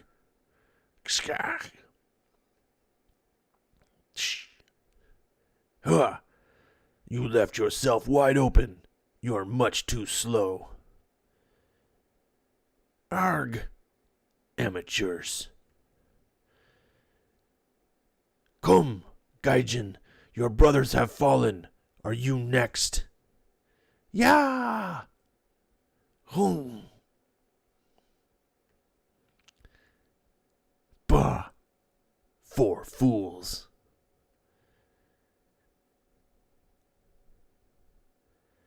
He is too skilled for us to fight one-on-one, brothers. Use group tactics and hit from a distance. Whoosh. Thunk. Whoosh. Thunk, thunk. Ah. Dodge these, master.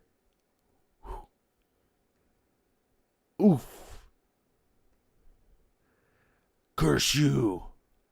Urgh. Hi.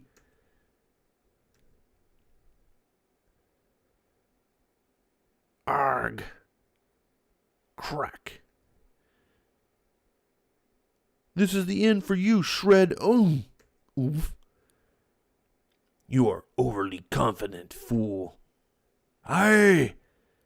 Perhaps he is, Shredder. But perhaps not.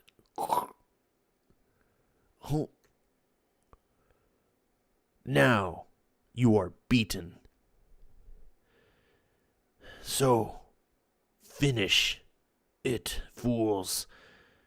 I am helpless. Slay me now. We turtles are not dogs without honor. Unlike you, Orokusaki, I will give you one more chance to redeem your honor. Take this katana and commit seppuku. Never. If I must kill myself, I will take all of you turtles with me. This thermite grenade will wipe this rooftop clean of all life, including you. No! Crash.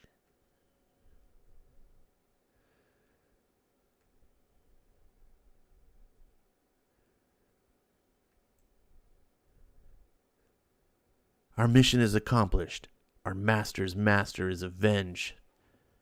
I'm tired, Leonardo. Yes, so are we all, Michelangelo. Let's go home. Ugh, I ache all over. A hot bath would be nice. Leonardo, look! A piece of that armor. It seems that the shredder has been shredded. We are the Teenage Mutant Ninja Turtles. We strike hard and fade away into the night.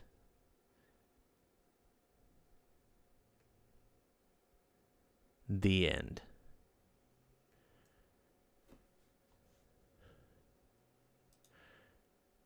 Now that was me as a 13-year-old like that. I love whatever you think about this now. I can understand, but that was me. I loved Teenage Mutant Ninja Turtles. That was my Turtles.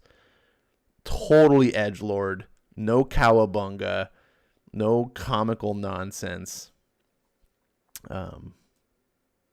Yeah. So now you too have experienced, if you never have before, Teenage Mutant Ninja Turtles #1. So you get a little historical lesson there. It's good. It's kind of good to, whether you're a Turtles fan or not, I think it's kind of cool to experience like where they started. Let's see. Melissa says Karate Master Ash. Let's see. Eric's giving a thumbs up. I'm sure it's not to me. Let's see. Whoa, did TMNT just cross paths with Daredevil? Yes, Zach, keen eye. That's like I said, Kevin Eastman and Peter Laird were big Frank Miller fans, and so when they did this book, there was a big homage to Daredevil, and I forget the title. The title sequence, if you look, the Teenage Mutant Ninja Turtles, there was something that Miller did that this also was a copy of, but I can't remember what it was off the top of my head. Maybe Breen, if he's still around, remembers. But yeah, so when they did that, they sort of threw this homage, like it's Daredevil, but it's not Daredevil. It's like nothing Marvel can sue them for. Just, hey, it's a guy saving another person. Something hits him in the eye. I don't know. Is that Matt Murdock? Like, so you're in my head canon, that's Matt Murdock. And I would have loved to back in the day seen Frank Miller write a Teenage Mutant Ninja Turtles crossover with Daredevil. Oh man, how amazing would that be to like just have a short blip in time with, a great writer having Turtles and Daredevil cross paths with the Foot Clan and the Hand. That's another thing. The Foot Clan is obviously an homage to the Hand. But you could, if you put them in there, you could have both. You had the Foot, maybe the Foot are fighting the Hand for some reason. That's why Daredevil gets involved. Like, it could be a cool little story. Let's see. Teenage Mutant Turtles origin story. They paid homage to the first issue of Daredevil from 1963. The Hand from Daredevil, the Foot from TMNT. Yeah, because Lord is saying the same things I did. In addition to the obvious similarity in their names, both clans originated from feudal Japan, practiced ninjutsu and black magic, and now are powerful globalized crime rings. I wish I can remember what the title sequence is an homage to. with the font and everything. I can't remember. Let's see.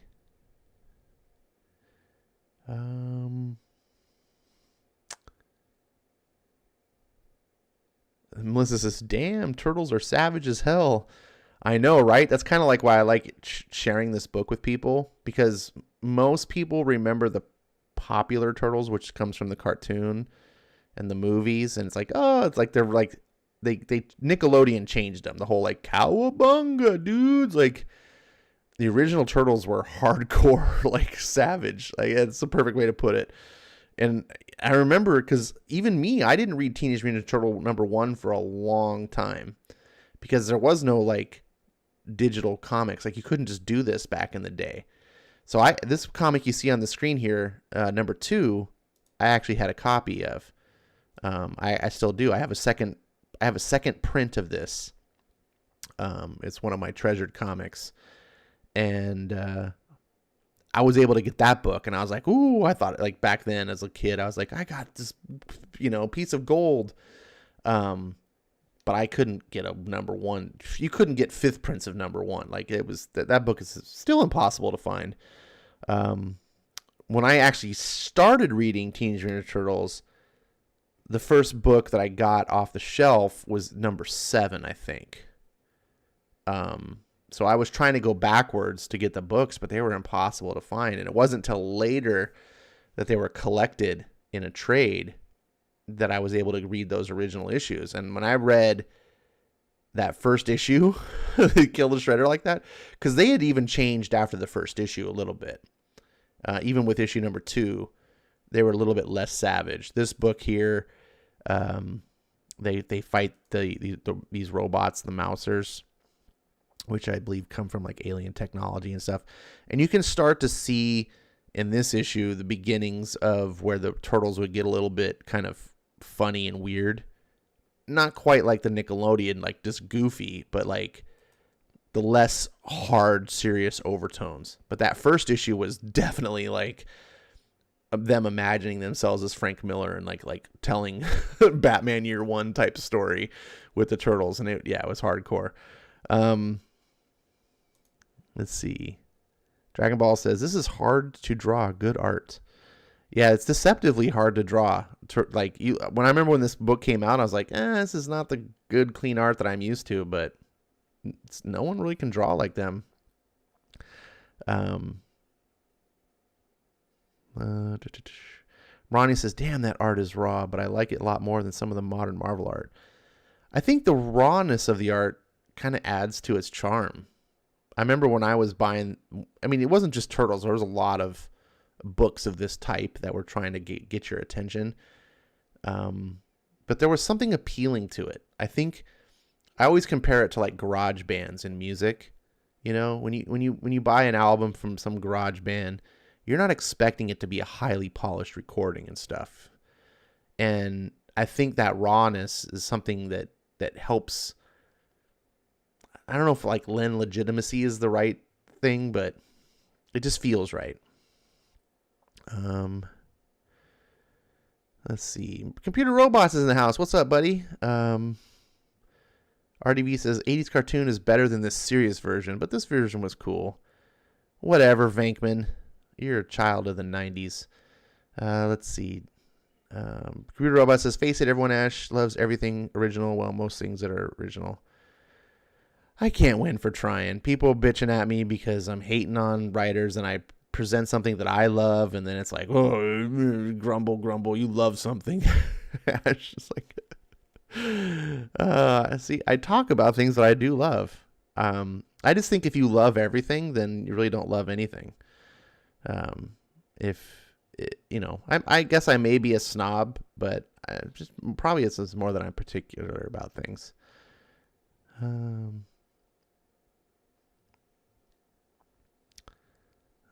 Lord says, I thought Ash loved Heroes. I do love Heroes.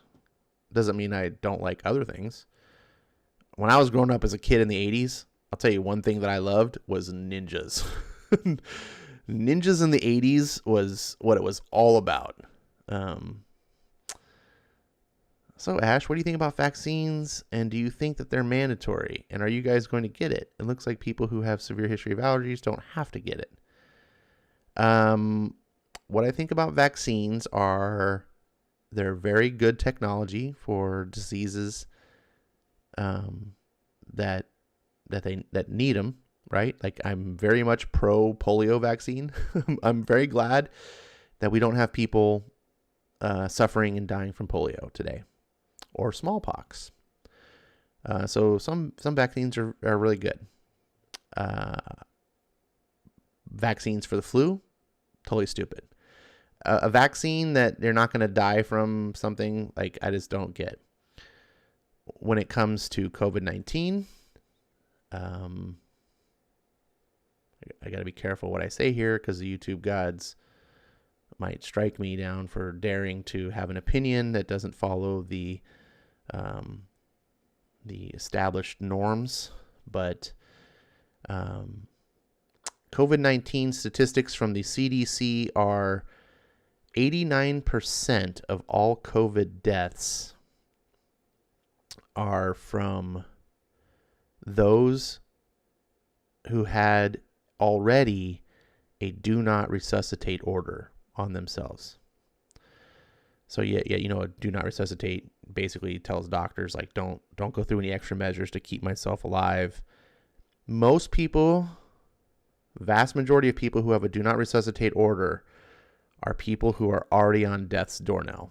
They're people who have already been through intensive care and things like that, and they're just tired of going through their sickness and being kept alive by medical technology and extraordinary measures.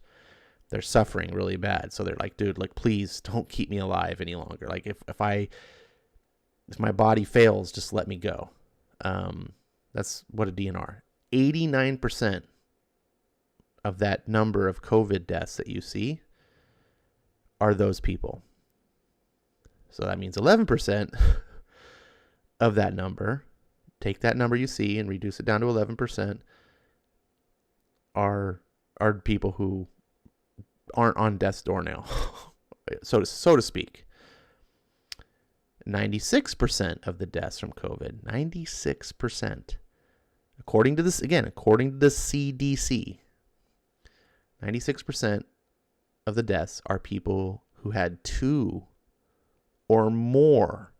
plus, like, I think it's like 2 point something. So I just say 2 plus comorbidities. Not just one comorbidity, which would bad enough. Two. So two other things that were causing you to potentially die when you died.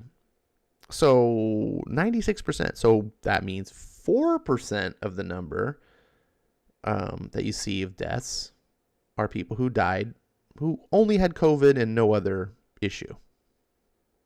4%. So, if you are a person right now who is not on a do not resuscitate order, if you don't have any comorbidities like that's killing you right now, your chance of first contracting COVID, I don't know what the numbers are but that has its own odds. But then on top of that, once you contract it, your chances of actually dying from it are very, very small compared to what the numbers that are just being pushed out there to the general populace, which of course those numbers are the maximum inflated numbers so that the death toll can look as high as possible.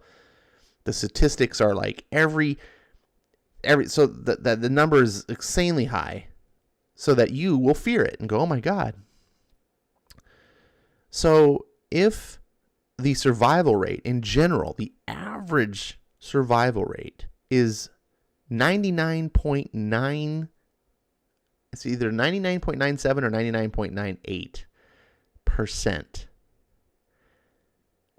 Again, factoring in the whole, that's a really, really high survivability rate. The success rate, when it was in trials, at least, I haven't heard the new numbers. The success rate of the vaccine was 95%. So the vaccine is less likely to be successful than you are to survive the infection anyway. So add on top of that, I heard a number somewhere. I'd have to look more into it, but I heard a number that said for people with allergies, 0.6%, 0.6%, which doesn't seem that high, suffer anaphylaxis. That's when your body, goes into shock. Like people who are allergic to bee stings or like peanuts, your body goes into shock when you get exposed. 0.6%. 0.6% is higher than the people who die. It's a higher number than the people who die from COVID. You're more likely to get the vaccine and go into anaphylactic shock than you are to contract COVID and die. This is why the vaccine has to be administered in an area with emergency resuscitative capabilities. Now, that tells me a big worry. It's not like you can go to the flu. You go down to Walgreens and they just pop a shot in your arm for the flu. You have to get the vaccine in an emergency resuscitative area because you might die from it. Now, is it going to be mandatory? Of course it's going to be mandatory. Of course. Are you kidding me? We live in a world where they're destroying your business, killing your jobs, destroying your children's education, kicking people out of their homes, absolutely just ignoring any rights and freedoms that you have, tossing them out the window. And you think they're going to be like, well, you can get the vaccine if you want. No, you're absolutely going to be forced to get it.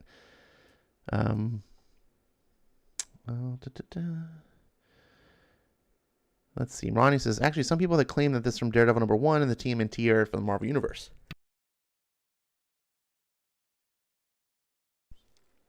Sorry, I had to sneeze there. Damn, sneezing fit. Let's see. Sorry, I went on to the vaccine thing. Dragon Ball says, Ash, buy issue #2. I own issue #2.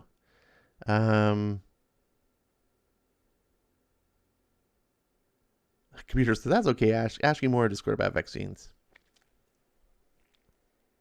Man, sorry, I'm fighting off a sneeze here. Talk about the books, Ash Williams. We know it's fake. Let it go. Why? Someone asked me a question, Dragon Ball. So I'm answering people's direct questions. Okay, Melissa, that's this week's rant for comic books or TV shows. Oh no, don't open that can of worms, Computer OS. Take it back. Take it back. Let's see. Who likes 90s X-Men? Says Dragon Ball. I love early 90s X-Men. The 90s is really like two eras. It's I don't like just talking about 90s comics because like 1990 through like 94 is vastly different than like 97 through 2000. The pre-crash and the post-crash, way different eras. I love the early 90s, the pre-crash. Let's see. Can't wait till Ash starts reading Sonic the Hedgehog comics. Oh, no. Please, no one gift me a Sonic the Hedgehog comic. Nick Cage, Wicker Man, and no, the bees. They're over my eyes. What? I don't know. Let's see. Fun fact, my favorite Nick Cage movie is Matchstick Men. If anyone likes Nick Cage movies. RDV says, gotta go fast. All right, so it's time to read. Speaking of comic books, to read. Our next comic book for the evening is Spider-Man. Now, this trade paperback is supposed to be 6 issues, but apparently it also includes the free Spider-Man Comic Book Day #1, Scared Empire, blah, blah, blah. Somewhere it was incorporated into this, and Marvel didn't really make it clear. And I think I got screwed up in the numbering. So I don't know if this is issue 6 I'm about to read. I think it is. So I think I was mislabeling some of the I don't know. I don't know where I'm at. So this is why I don't like reading from the trade. But I didn't have the individual issues to read, so I thought it would be easy. I thought wrong.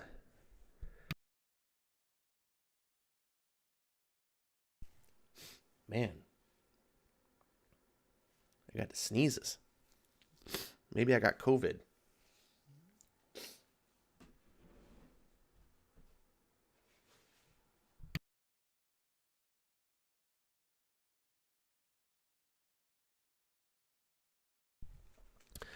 This is what I get for talking to Vankman over Discord without a mask.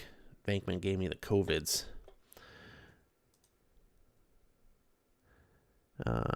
Ash is excited for WandaVision. I'm excited not to watch it.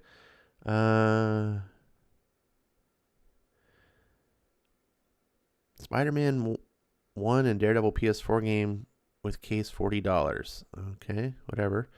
See if you can find the X-Mutants on Comixology, Ash. It's an excellent book. The X-Mutants, huh? I never...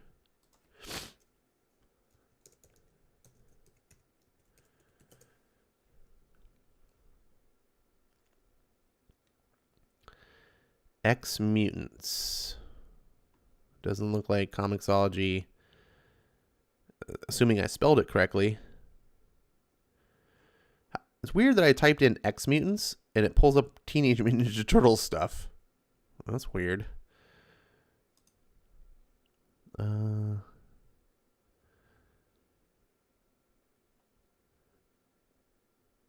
The comic that ruined Jameson, who should always hate Spider-Man and call him a menace.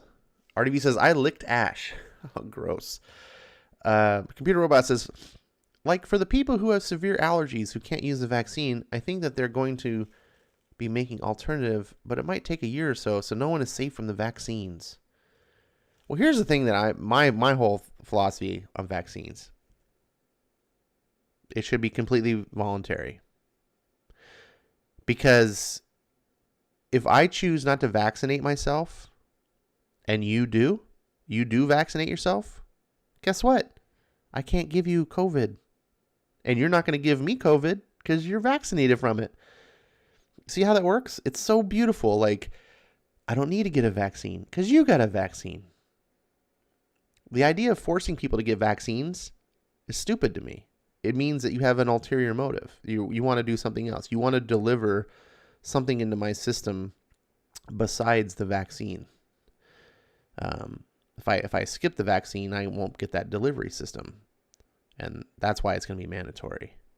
And this is why you haven't had to make vaccines mandatory in the past, because as long as enough people get the vaccine, they're immune. They don't pass it to the people without the vaccine.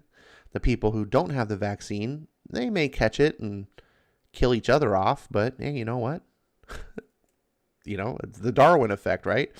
Why, if I'm such a bad person because I don't want a COVID vaccine, shouldn't you want me to just get it and die? Like, why do you need me to get the vaccine then? No. Let's see. Dragon Ball says, Comixology don't got the good stuff like X-Mutants. I don't even know what X-Mutants is. Ronnie says, I don't believe that Spider-Man is ruined at all. I don't think Spider-Man is ruined, but it's definitely tarnished. One More Day is a lingering shadow over Spider-Man to this day. Like, they need to address it and just fix it. It would not be a hard fix. Let's see. Dragon Ball says, another crazy rant. We want Spidey. We want Spidey. You'll live, Ash. We need books. We hungry. Well, there's a lot of books. I'm going to introduce you to this thing called Comixology. You can go here and you can subscribe, pay $5.99 a month, and have access to their entire library of unlimited books. All right. So, since everyone's chanting about Spidey, I'm going to go ahead and read. I was just waiting for the sneezes. I don't want to be sneezing in the middle of the book. I don't know what brought that on, to be honest. All right. Am I on full screen? I am full screen. Mariah says, now things like measles and the mumps, which we had eradicated, are coming back because people who got it unvaccinated areas and give it to people who were unvaccinated. Right, but people have the option to get measles and mumps vaccines. So the people who are getting it are people who opted out. And that should be your right. You should have the right to opt out and risk it. The people who are upset, like, oh, you got the measles because you weren't vaccinated and now you can pass it to me. Well, no, they can't pass it to you if you get vaccinated. So just stop complaining about other people not getting vaccinated. Just go get yourself vaccinated and let God sort the rest out. Like, that seems like a simple argument to me. Let's see. Jimmy says, I left for 10 minutes and had to talk with Mark Millar just to not hear about vaccine talk. I come back and it's still going. Oh, all right. Well, nice of you to come back and name drop your talk with Mark Millar. How did that go, Jimmy? How's Mark Millar doing over there? RDB says, I want beer. Ronnie says, one more day, yes. Not by the issue that Ash is about to read. Yeah, I wouldn't say that this ruins Spider-Man. I mean, this is not a good representation of Spider-Man, but that's just the nature of comics. You have to understand, when you read comics, it's not always going to be the best. Like, whatever your character is, right? For example, Thor. Thor is one of my favorite characters. Despite the fact that the certain writer, who will not be named at the moment, ruined the character for me. Many years previous to this person writing, there were other writers who wrote Thor that I didn't care for. I didn't like some of the directions that Thor went. This is the way it goes. Like, you just, whatever. Like, different people get on books, just a different quality. It's not always going to hit home runs out of the park. I think Spectacular Spider-Man is kind of meh. It's fun to read because it's Chip Zdarsky, like, falling on his face. And it's pretty spectacularly bad. And we know that he's going to get better, so it's kind of interesting from a historical perspective, but it just doesn't ruin anything. Like, it's just, sometimes you just don't do a good job. Let's see. Let me get to the book.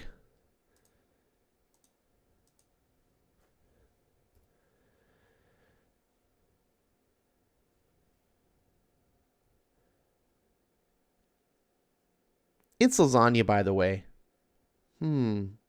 Sure. Wait a second. Panel by panel. Let's do this.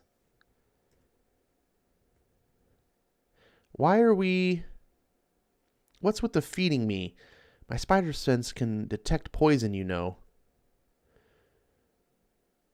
Oh, wait. Is this J. Jonah Jameson that he's talking to? I don't know who he's talking to. Oh, I hate this. It is J. Jonah Jameson. Oh, God.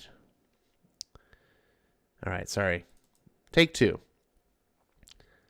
It's lasagna, by the way. Sure. What's with the feeding me? My spider sense can detect poison, you know. Spider sense? You've always named things like you're a child. Old reporter's trick. Feed the subject. They relax up more. Yeah, well, no chance of that. Drink? I don't drink. There goes the original reporter's trick. What? Nothing. Ready? Ready as I'll ever be. Click. All right, then. Marvel Comics presents My Dinner with Jonah. Let's get started.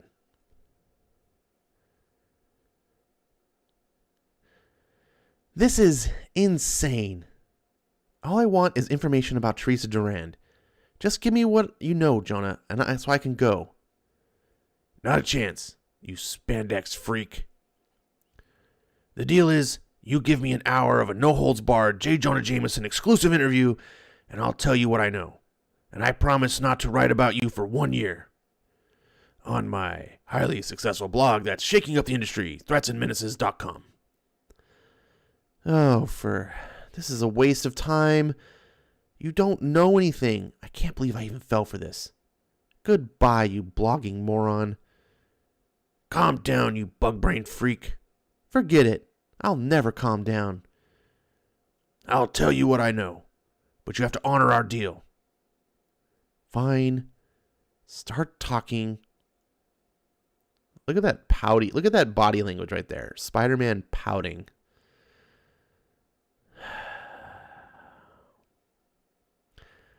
This should not be. Anyways, All right, so Teresa Duran, an ex-SHIELD agent, stole classified material.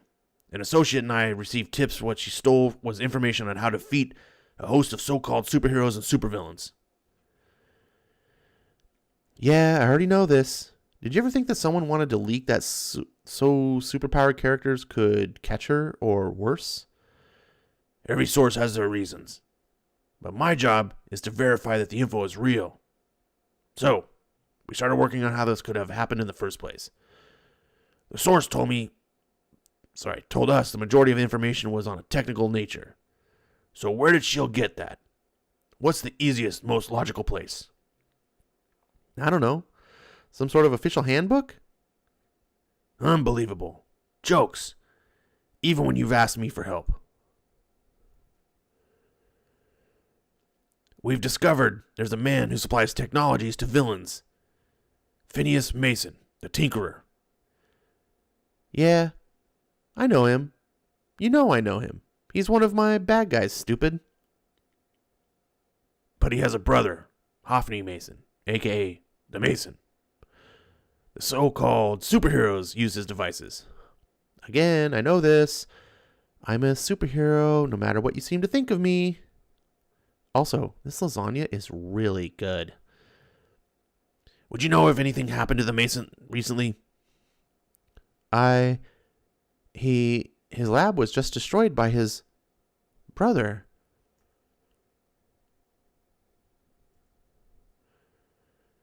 And you didn't think anything was weird about that? I've never had a brother. Maybe destroying each other's secret lair or something, brothers. The Tinkerer has been stealing superhero data from his brother and has sold it to SHIELD along with his own data on supervillains. And now that the shit has hit the fan, he's destroying his tracks, you idiot. Oh my god. This is all Tinkerer's fault. How did I miss? But wait. What do the phones have to do with any? Hey, where do you think you're going? To fight crime? To stalk the night? No chance. You made a deal, pal. If you crawl out of here, you'll have proved everything I've said about you to be right. You're an untrustworthy menace.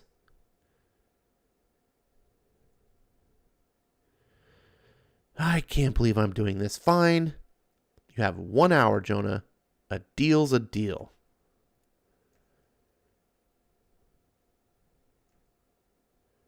Who are you? Nice try. Why do you do this? Is it some sick thrill running around in your tight costume, masked, messing up people's days? Just yours, Jonah. It's always been just your days that I yearn to mess up. You are my everything. Cut the wisecracks. You promised an interview. Look, you want the real reason? When I was young, someone close to me died. It was a senseless, random act of violence. But I could have stopped it, and I didn't. So yeah, I do this because I can't let that happen again. I do this to save people.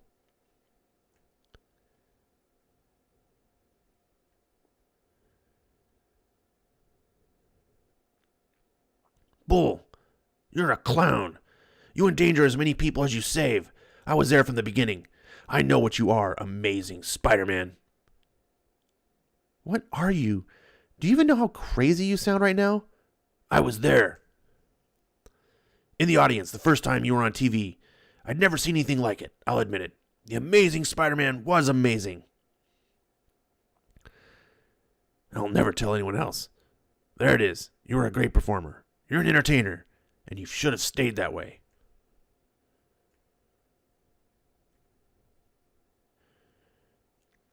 You should have stayed a TV clown, but you chose to be a jokey vigilante answerable to no one for kicks. Some cheesy costume and that mask. Shh. For once, please. The mask of a coward.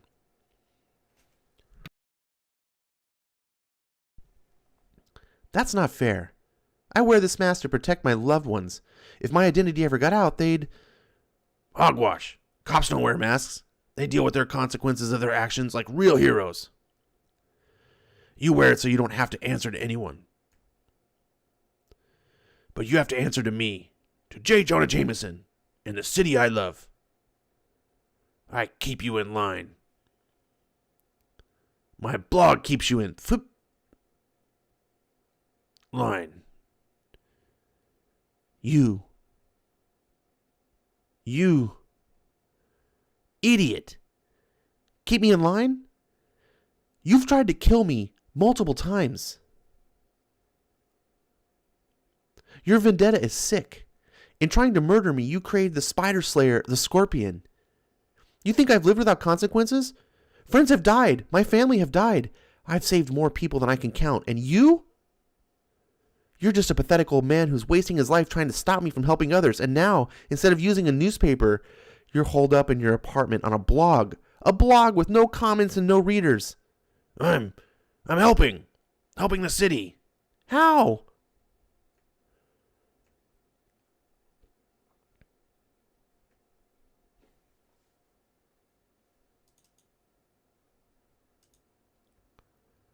Oh, hold on. Comixology. Oh, did it freeze up? Did we get it? Oh, no. Oh, I shouldn't have gone back.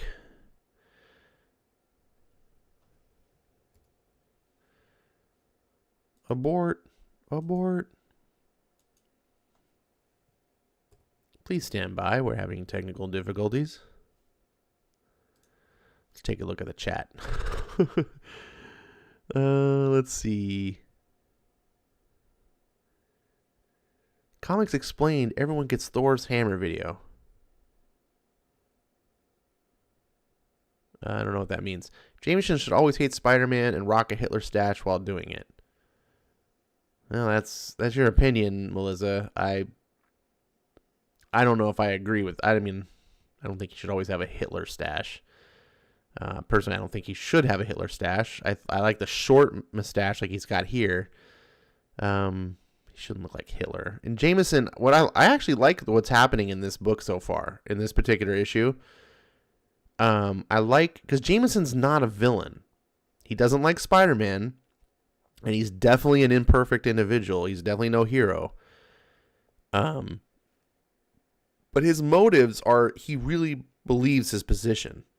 He's not just hating Spider-Man because he's a bad guy.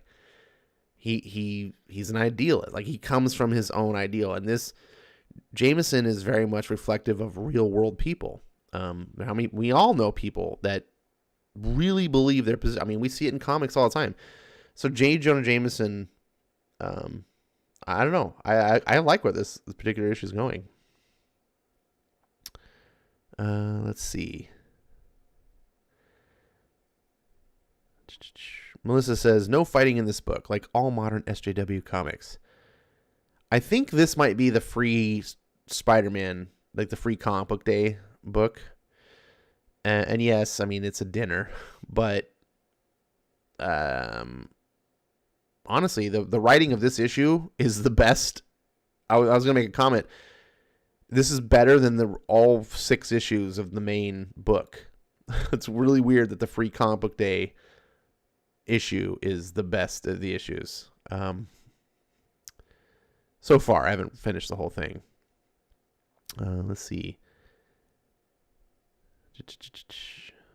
Okay, Computer Robot says, yeah, but at some point, Jameson's going to have to change and get to know Spider-Man because he's getting to be even more old. If Jameson hating Spider-Man all the time gets old.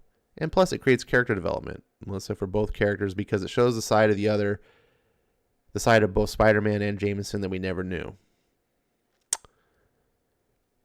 Yeah, I'm of mixed minds of that. I do think that Jameson playing a role of kind of painting Spider-Man as a menace is kind of essential to the Spider-Man story. But if you're writing a Spider-Man that's getting older, owns his own corporation, things like that, if you're evolving Spider-Man, then it makes sense to evolve the supporting characters around him. In a high school, college era Spider-Man, J. Jonah Jameson should be, in my opinion, the character that's Spider-Man's a menace.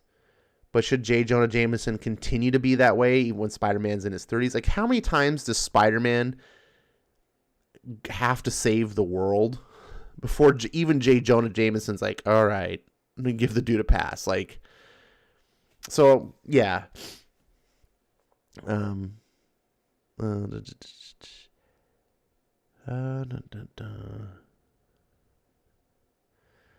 I am True Skills in the house. Says, what's up, Ash? What's up to you, buddy? Thank you for coming by and saying hi. Ronnie says, if no comic book character should change over time, Iron Man would still be in a clunky gray gold armor and have to keep recharging his chest plate to stay alive. I do wish he still had to recharge his chest plate to stay alive. I don't necessarily want the gray clunky armor. I do like Tony Stark changing, but I think the whole chest plate thing was a big factor for the character to me. I've never been a fan of anyone being able to be Iron Man. Let's see. Dragon Ball says, too many words for me. Dragon Ball doesn't like words. He just likes punching. And kicking. I hear he likes kicking sometimes too. RDV says, if you want old Jamesons, there's a bunch of Spider-Man books that I guarantee you have never read, Melissa. Perhaps. I just want good stories. I'm not opposed to change as long as change is well thought out, well executed. I don't want it just to be done for stupidity's sake. That sort of thing. All right, back to the comic book. I think. Wait. Where was I? Oh, yeah. Here we go.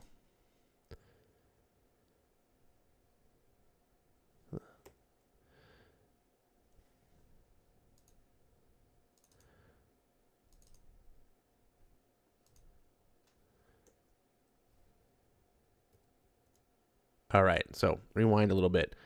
You're a pathetic old man who's wasting his life trying to stop me from helping others, and now, instead of using a newspaper, you've holed up in your apartment on a blog with no comments and no readers. I'm helping the city. How?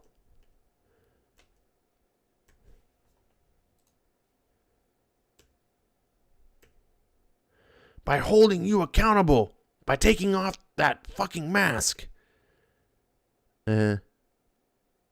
What does it even matter to you? I'm not the one being interviewed, you cretin. I don't care. This thing between us has gone on long enough, Jonah. Why, of everything in this world, is this your mission?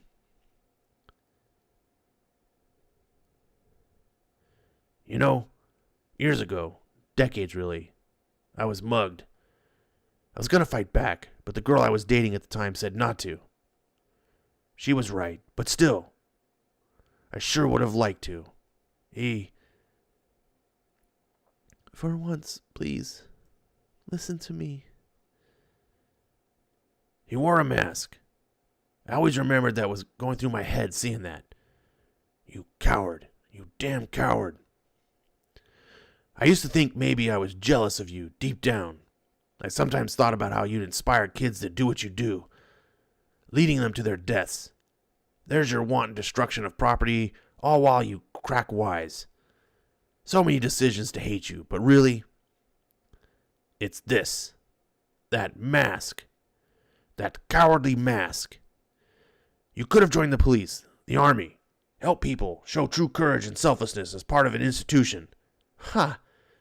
That's rich coming from you. You became mayor, and that was the first thing you did? Formed an anti-Spider-Man task force. You could have done anything, helped anyone. And you chose to throw money on getting me. You've always been the same. Nothing ever changes with you, Jonah. No matter what I do, you can't accept that I'm one of the good guys.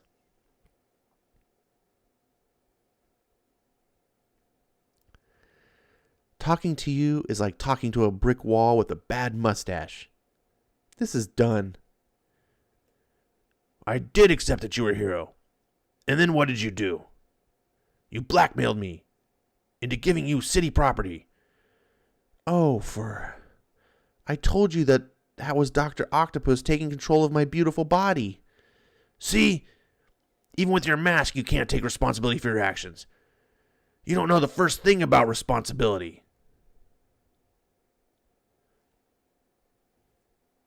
that this is a great sequence. It sucks that they didn't have the good artist, but J. Jonah Jameson screaming to Spider-Man, you don't know the first thing about responsibility, and then Spider-Man just like, I love the silent, just the look. Ah. Oh my God. I wish that were true, JJ. I really do. Life would be so much easier. Laughing. Always laughing. Responsibility, mind control, clones. It's all a joke to you. Whoa, Jonah. I joke to put people at ease, to counter the mask I need to wear. I can juggle cars. That's terrifying for others. And for me, this life's scary and sad. Because I have to joke, because what's the alternative? I know life's scary and sad. And you're what? A pretend clown? Is that what you're supposed to believe? You're a coward. Flip. Oh, get off it. I help people. You help no one. You're tiny. You're worthless. It's just that simple. You've wasted your life. You've got nothing except your stupid vendetta against me. Listen to me. Don't waste any more of your life on hate. I love... Jonah? Jonah? I didn't mean... Don't you think I know that I have nothing? That I've lost it all? You say you do this to save people, but you couldn't save my wife, my Marla. Alistair Smythe, the man who killed her, did it because of me. And I live with that every day. But she came back, a miracle, a clone, and I lost her all over again. You say you do this to save people, but you don't. People still die, don't they? I know I'm not supposed to hate anymore. It's killing me. But it's all I've got now. All I've got is you to prove it hasn't been for nothing. To hold you accountable.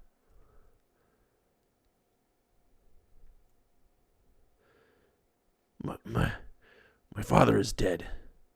My daughter is dead. The Bugle, the only thing worth a damn in this world, has rejected me. My wife is dead. My wife is dead. Jonah. Please. Interview's over. I've got nothing in my life now. You win. Jonah, Get out. Smack. No. Get out. Please. I'm tired of this game. It's gone on too long, and your family. You think nobody cares about you, but I do. I care. You think you're alone? What are you?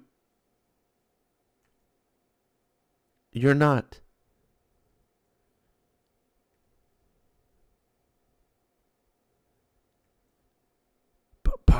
Parker? Is this some sort of joke? No joke, JJ. Now you know. My Aunt May, I could never. You're a spider? Yeah, Jonah. I'm Spider-Man. It was my Uncle Ben that I let die. Back when I was the Amazing Spider-Man. He's why I do this. He was. Now I do it because it's right. I'm begging you now, Jonah, to look past the mask and see the man. The man you've known all these years, who stood with you when your father married my aunt. You and I, we've gone through so much together. I told you to do this to save lives. And if telling you this, breaking the cycle helps save yours,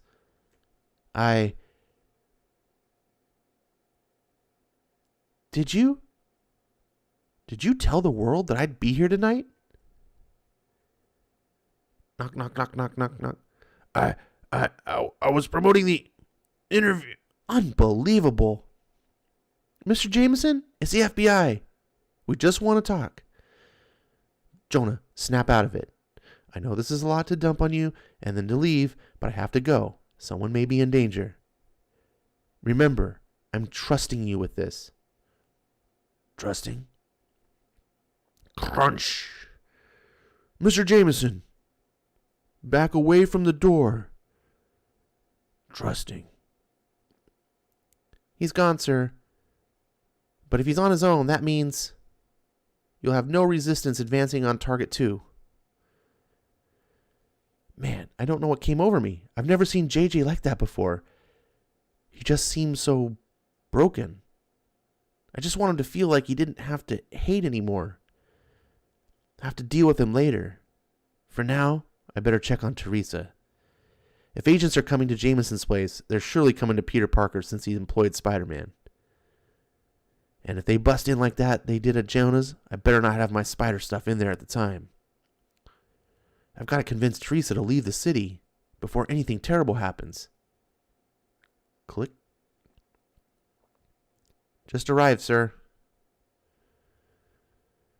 Give us the go-ahead and we'll take in Parker. Next, Peter Parker Most Wanted.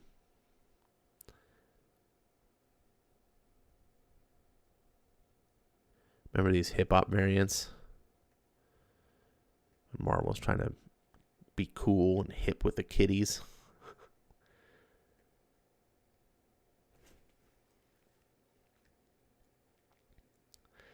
And look, it's Mary Jane dressed as Deadpool. Yay!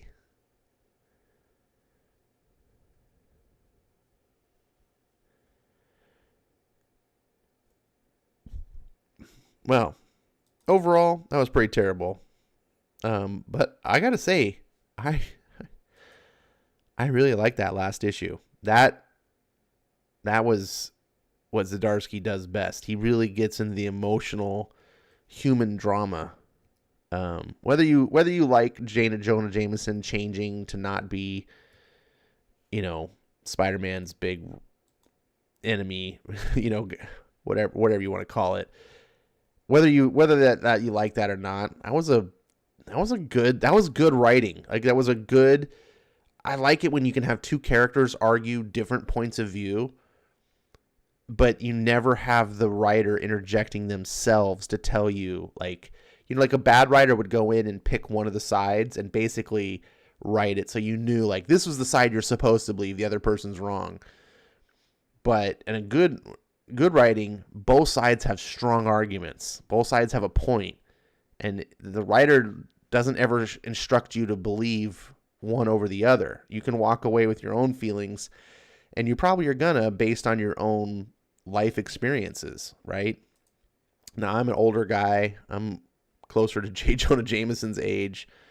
A lot of what he was saying and going through, I mean, I'm not going to get all personal in my life details, but I could relate to things. Like, I was like, damn.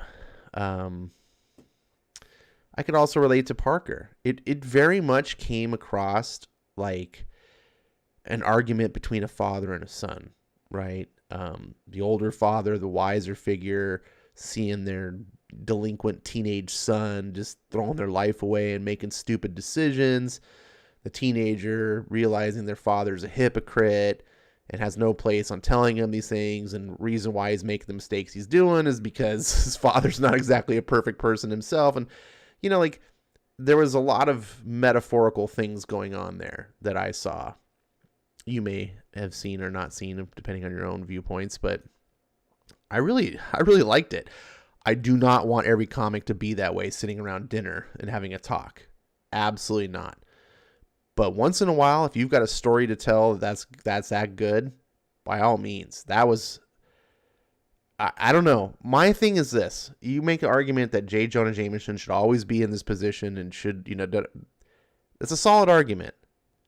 My counter argument is if a writer comes along and can write something powerful enough to convince me that a character has made a paradigm shift that's changed the way that they view the world, I'm down with that too. Like this book convinced me like, oh, I could see J. Jonah Jameson changing now. Before I read this, I'd be like, yeah, okay, I don't see a reason why J. Jonah should change. But those are just my off the cuff comments, about what I just thought as I was reading. Hopefully you guys are here. You got to go through that. Let's see. Gotta scroll up and find out where I want. Okay, RDV says Spider-Man is drawn fine in this book. Maranya. Computer robots. Too many words you write for me to read. Maranya says Spidey is fine, but the rest of the art feels rough and cartoonish. For sure, this is a lower tier artist writing this or drawing this book for sure. It's definitely not Adam Kubert we've been used to. There's no arguing for that for me. Yes. And it's kind of a shame because like the writing was so good. You're like, oh man, this is the book that deserved the good, the good art. But even though the illustration was bad, there was a couple of moments that the storytelling of it was really well done. Like how Spider-Man just kind of turns his head after Jameson says you don't know anything about responsibility. Perfect. Like that was perfect. Anyways, Jimmy says this issue started really rocky, but then got really good. Oh, I'm glad you appreciated it, Jimmy. So Jimmy is a person I would suspect reads this book and has a different takeaway than someone like me, because Jimmy's less than half my age. And I don't say that as a disparaging remark at all, but my point is that Jimmy's more likely to be relating to Spider-Man's generation here than, I'm relating to J. Jonah Jameson. So it'd be interesting to hear what, how his takeaway was on that. Let's see. Dragon Ball says, crying, talking, worst book ever. Each Spider-Man comic I own is better. Okay. Wait. All right, Dragon Ball. Ryan says, this is not the worst book ever. This is character development. More than most books these days I will ever give. Yeah, this is strong character development. Now I understand what Eric Breen was saying. It's like Zdarsky got better. You could see from issue number 1 was like really, really rough and really try hard with the funny and the jokes. And then here, no jokes, right? This was the pure drama. This is the writing you see like in Daredevil, although Daredevil is probably even more refined than this. But when Zdarsky leaves behind, like, okay, quit trying to be funny. Just write human drama, characters relating to each other. Like, he gets it. This is a strength. He can do this better than anyone at Marvel. So this is, people say, I want Zdarsky to write Spider-Man. I'm like, I don't. Please don't put him on Spider-Man. And even though he's gotten better, put him on a series. I want to see Zdarsky write Captain America, actually. If Zdarsky's going to be on another book, if he can write 2 books, I would say, oh man, put him on Captain America, please. I want this human drama. I want this with Captain America, and he needs it. Captain America is in need of some dire character development. Dragon says, if I had 50 Spider-Man books, this one would be a bad one of them. So are you saying you don't have 50 Spider-Man books? So you're saying this is the worst of your very small collection of Spider-Man books that you don't actually have? Sorry, I had to take that shot, Dragon. You're being a bit of a hater. I think you recognize that though. Let's see. Dragon Ball says, read Spider-Man issues 1 to 300. Them good. Well, those are old classics. Of course, Stan Lee, Steve Ditko. And then 300, the David Michelini era's in there. I'm sure there's other good. I was not a big Spider-Man guy until after 300. So, my era of Spider-Man is the Michelini, Eric Larson era. That's when I got into Spider-Man. I kind of discovered him late. I used to think Spider-Man was a clown and didn't like him. So that's another way that I kind of relate to J. Jonah Jameson. Funny enough, as I'm thinking about this book, I'm just thinking out loud right now, how J. Jonah Jameson had this impression of what Spider-Man was, and he just sort of stuck to that impression. Mine wasn't as serious because obviously it's just a comic book and a comic book character. But when I was into comics, I stayed away from Spider-Man. I was like, this is stupid. Like, give me my X-Men, my Punisher, give me my Thor and Iron Man. Oh, man. I always go to the comic book store and I'd be like, there's 4 Spider-Man titles? I was like, why is there 4 fucking Spider-Man titles? And there's 1 X-Men book. I was like, I don't understand this. X-Men outsells all the Spider-Man titles combined. Why isn't there another X-Men book? And of course, be careful what you wish for. But, oops. I didn't get it. And then late in my high school time, I had a buddy who was into Spider-Man. And I was like, we had a conversation one day, and I was like, I don't get it. Why do you like Spider-Man? He seems so stupid to me. And he's like, yeah, there's just something about him. I like the way that, when he's fighting his villains, he's always like cracking wisecracks and putting them down and stuff like that. And it's just funny. And I was like, huh. And I got to thinking about it, and I was like, all the books I read aren't funny. they're dire, like serious. You get X-Men, Punisher, Iron Man. Like, they were all like serious. And I wasn't opposed to funny because I was a big Gru the Wanderer collector. Like, I love Gru the Wanderer. So I appreciated comedy. I just didn't think about it. And I was like, huh. So I went to the store one day and I picked up Amazing Spider-Man. I was like, I'm going to pick this up and check it out. It was the Eric Larson issue. And I just loved it. I was like, I like the art. I just fell in love with it. It just changed. And it was experiencing what he actually was rather than the impression that I sort of had in my mind. And then that you hold that impression and it just sort of like, it kind of like festers. And then that impression, it's not a good thing to do. You should always be open-minded. So I say that as a person with a lot of prejudice, but that's how I learned to be open-minded. RDV says this was a great book. Yeah, I'm glad you liked it, RDV. I like it when other people share the appreciation I have.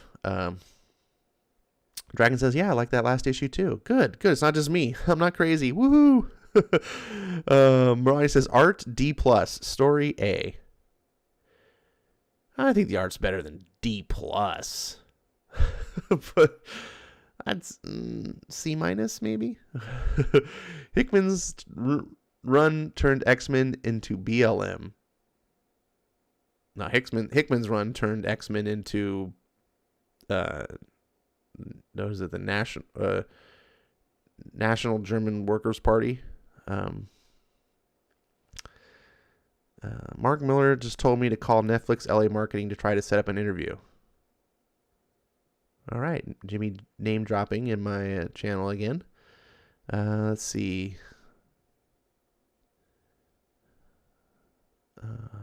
Computer robots apparently loves oatmeal cookies. So when our robot overlords come, make sure you have oatmeal cookies on hand so that maybe you can offer them up something to keep you alive. Let's see. This says computer robot. Professor Geek says we are the guardians of American folklore. Oh, Professor Geek is black-pilled, which I don't know. That might explain why you're so aggressively black-pilled as well, Melissa. You're surrounding yourself with people who are black-pilled. Let's see. Hey guys, who's thinking about food at this time of night right now, or time of day, depending on what region you live? I'm always thinking about food. I'm a foodie. Which reminds me, I haven't had In-N-Out in quite a while since I stopped doing my Wednesday thing. I need to get some in and out. Let's see. Melanie says, there's a difference between being a guardian of the comic book lore and confining the lore to one path only. I don't know what I think about that. Let's see. RDV says, read volume 1 of Amazing Spider-Man by Stan Lee, 76 through 87. That's volume 1? He didn't start at number 1 or Amazing Fantasy? 87 was a great issue. You would like it, Ash. Oh, all right, maybe. Is that available? You said it's Amazing Spider-Man?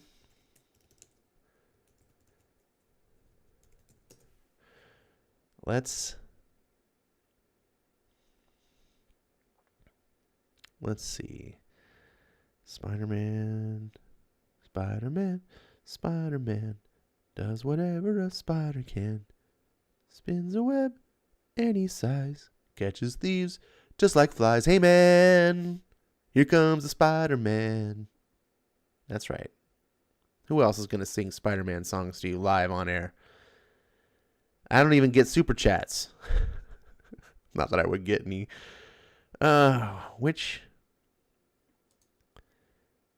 Here it is. Here's the real Spider-Man with this fantastic cover. He says volume 1. Is it the Masterworks edition, volume 1? Is that the one that you're saying to read? It is on Unlimited, but it doesn't have the numbers that you're talking about. This is Stan Lee and Ditko. So you must be talking about, I don't know. Any more clarification, RDV? Dragon Ball says, I work at Taco Bell, so nacho. I don't. Oh, I like nachos. I haven't had Taco Bell in a long time though. Taco Bell's got that gigantic. It's like the $10 box of nachos. It's so ridiculous. I see the picture of it and I'm like, oh, I really want to order that. And then then the other side of myself is like, what are you, fucking insane? The crazy thing when I see that. Oh, I love nachos. Let's see. Computer West says, next time do a full drive-through vlog and not one of those edited parts. Thank you very much. I don't do drive-through vlogs. Sorry. Melissa says, no, professor like you is a wise man. He's not black-pilled. He makes sense. He's my friend like you, and he's a good man and a parent of an autistic child like me.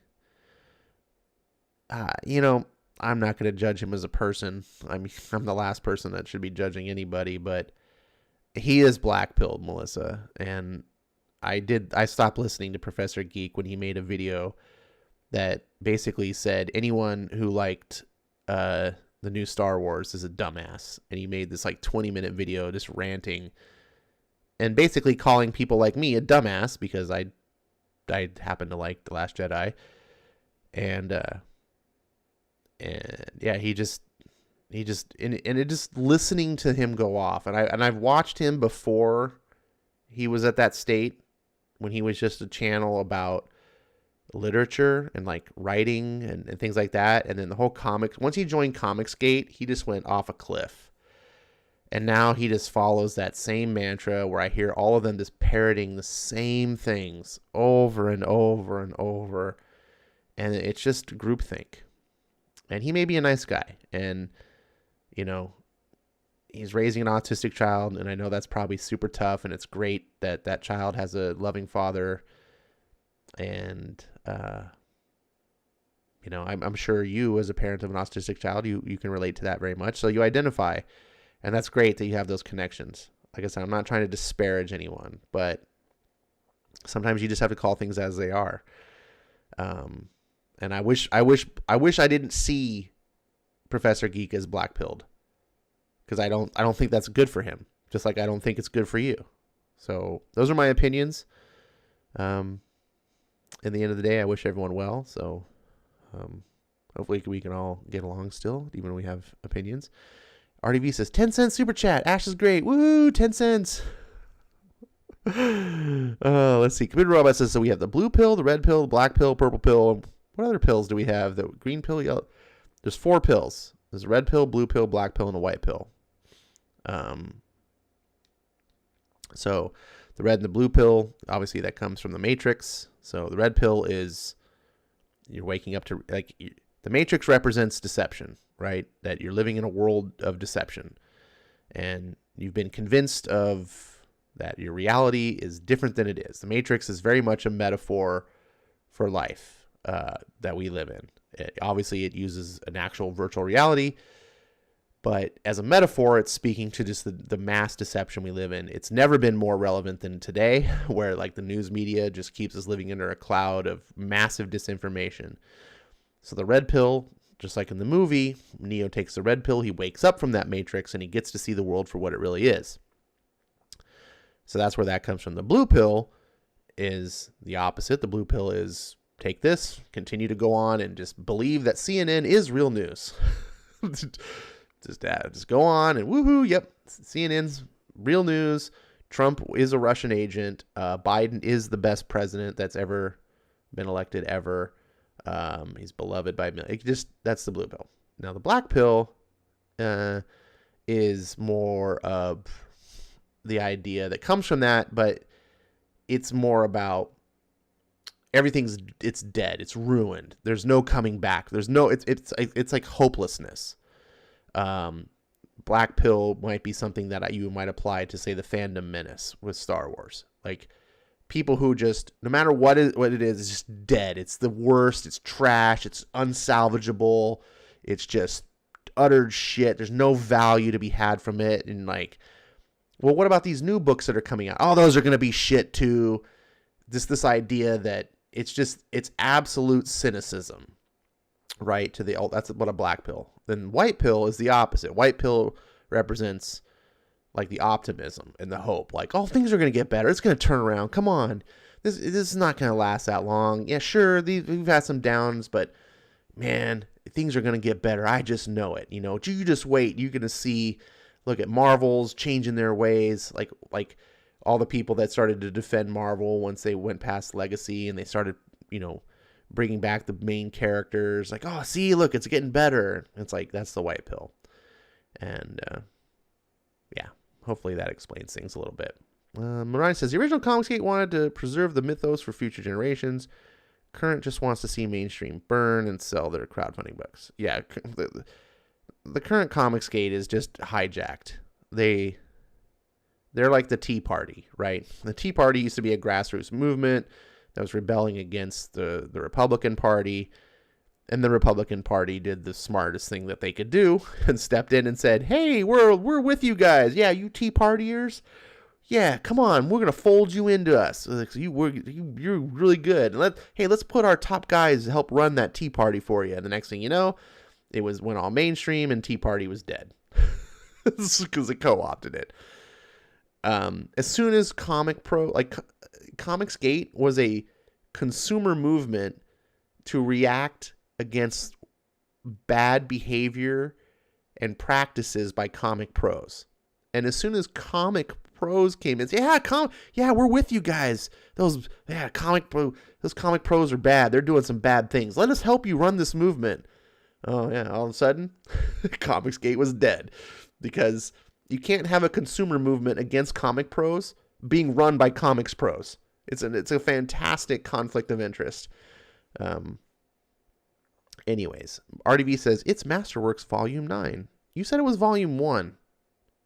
RDV, I'm scrolling up and I'm looking at it right now. Did you typo? Is that what it is? Am I just being too harsh?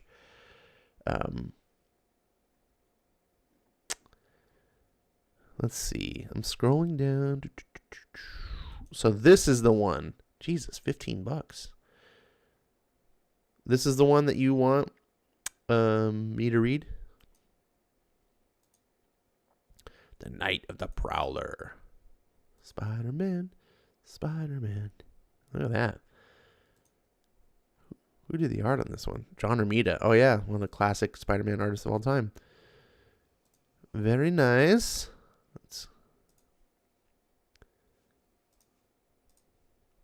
Let's see. Ash, Professor Geek is sick and tired of people being hypocrites and kissing woke SJWs' asses. He wants to fix comics. He's a wonderful man. I like him. Fighting woke SJWs. He's my friend. well, I'm not saying you shouldn't be friends. I'm not saying the guy's a bad guy. You can be a good person, and you can be a good friend with people, and they can still be led astray, Melissa. I personally believe that Professor Geek is led astray. And sometimes you could become the thing that you hate. You want to fight the monster. You become the monster. There was a great quote, actually, that I just saw today, and I'm forgetting it.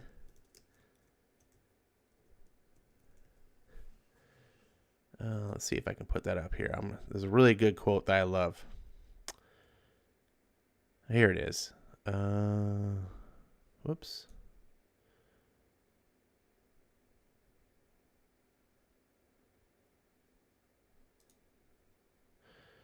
Yeah, here it is.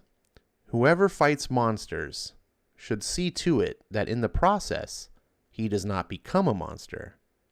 And if you gaze long enough into an abyss, the abyss will gaze back at you. And that's by Friedrich Nietzsche. And that's a quote that I really, really like.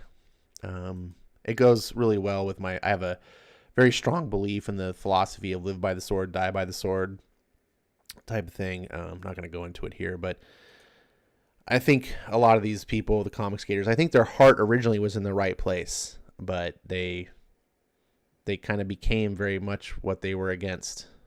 Let's see. Ronnie says, it is volume 1, but Masterworks is a collection of the original runs. I'm confused. You guys need to unconfuse me. I thought it was volume 9. Doom 2099, issue 25, foil, CGC graded. I meant. Oh, nice. I like Doom. Doom 2099. I should reread that Doom 2099 series one day. I don't think I read it all. I think I actually jumped off it. RV, Ash, check your email. You have listed details there. Oh, boy. Ronnie says the non-metallic cover is more rare. That makes sense. Was the non-metallic cover, was that the newsstand edition, Maranya? There's a lot of that case in that era of the late 80s, early 90s, when the newsstand was dying, and they wouldn't do all the special foil covers and stuff for the newsstand. And so, the vast majority of the comic collectors were buying at the comic book stores and getting those foil die cut covers and all that stuff. And you'd go to the newsstand and it would just be like a normal cover. And, people would buy and read it and stuff, but much smaller print runs for that version of the book. So then later on, collectors would come in and be like, yeah, there's only like 10% of the print run is this version of the cover, and it's like, it's not as glossy and cool looking, but it's scarce.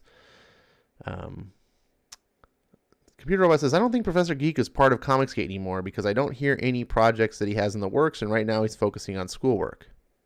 Good. I haven't listened to Professor Geek in maybe at least a year and a half. It's been quite a while. It's been a while because it was after the whole Last Jedi thing. So that's probably been a couple years. It sucked because I really liked listening to his content. He used to do really cool stuff about just writing and stuff, and I think that was where he was good. But he just got all caught up and started, I don't know, and I'm not going to go into it. I'm not here to belittle anyone. He's got a bigger channel than me. Who am I to judge? Let's see. Tales from the Stacks is a great comic. I'd like to read it someday. Too bad some of these books, you're never going to find them. Excited for Ash to read those early Spider-Man comics. Yep. Merry Christmas, buddy. Thanks, RDV. You are a special individual.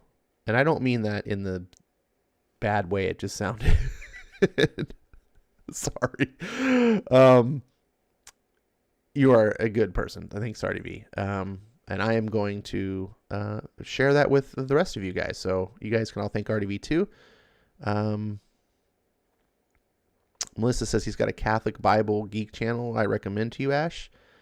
I appreciate that, Melissa, but I do not like Catholicism. So, I can't abide. I think Catholicism is steering Christianity in the wrong direction, and I think all Catholics of good faith should steer towards God and stop letting the Pope get in the way of their faith. That's all I'm gonna say on that.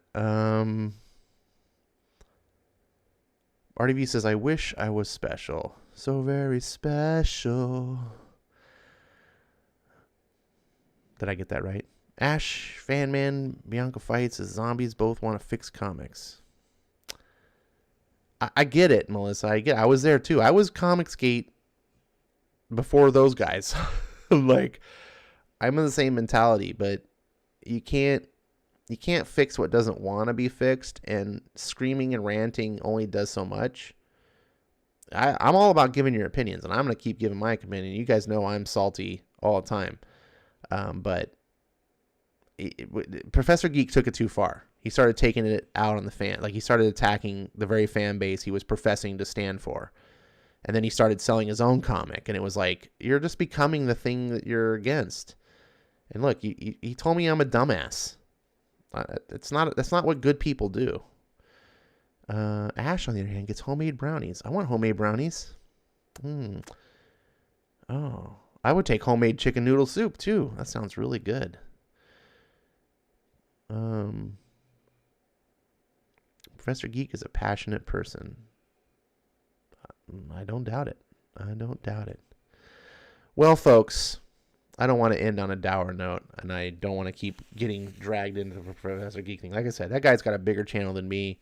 He's a very accomplished person. He's a well-educated student of literature, and he knows a lot. I just wish he wasn't on the path that he was on. That's just my opinion. That being said, I really appreciate that everyone is still here with me at this point, and you're listening to this dumbass sit here on his mic talking about comics in the middle of the night. You guys are all very much valued by me. I love it when you're active in the chat, even if we don't agree. I hope that we can always at least be respectful to each other. I think disagreement is the spice of life. I think hearing differing points of views gives us something to think about, walk away with. Maybe we're not going to agree today, but maybe down the road we will. And those seeds will help us steer us down a better path for ourselves, perhaps. I think it's way healthier to hear opposing viewpoints than it is to just sit in an echo chamber where we're all just like, yeah, what they said. Yeah, we're all agreeing. Like, no. Sometimes it's unpleasant and difficult to hear someone have a differing opinion, and it can be frustrating. But I think it's healthy, and we can walk away and we can all know that, hey, even if we didn't agree, we were at least all strong enough to respect each other through those opinions, and we didn't have to get all offended and pissed off and things like that. So you guys have been great on that, and you guys, like I said, I just sit here and read comics on the internet, and lately I haven't been even doing a particularly good job. So thank you for being here. I hope you were entertained some level. I really did enjoy the Spider-Man book. I hope you liked the TMNT. Whether you're a fan of them or not in general, maybe I hope it was an eye-opening experience to be like, oh, that's how the original Teenage Mutant Ninja Turtles were. I find it interesting whether or not you like the book. Obviously, it's an extremely amateur book, right? It was just two schmoes in a basement putting out a book back in the 80s. But there's something cool about that. It's very, very amateur, but it's all from the heart. That book was pure passion, right? It was like, they weren't pros. They were just people like me, and maybe you, just like, hey, wouldn't it be cool? Like if we did a book about turtles that were ninjas? Yeah. There's something I just admire about that raw innocence. Like, there was no agenda in their book. They just thought ninjas were cool. They liked Frank Miller. They wanted the mutant turtles. It was a neat thing. Anyways, I could go on all night. RDV says, Ash, will you be on Discord? Yeah, I think I'm feeling a little bit awake, so I'm going to go on Discord after this if someone else is going to be on. So if you'll join me, then we can continue this conversation. So until then, stay tuned. Thursday is the 100th episode. I don't have any huge plans, but I would like to do something a little special about it. So that'll be 9 o'clock. I'm sorry, not 9 o'clock, 10 p.m. Pacific time, Thursday. Yeah, so we'll have some good comics to read. So see you guys. Whoever's not on Discord, I'll see you Thursday, hopefully. And if you are on Discord, well, you'll hear me soon. Have a good night.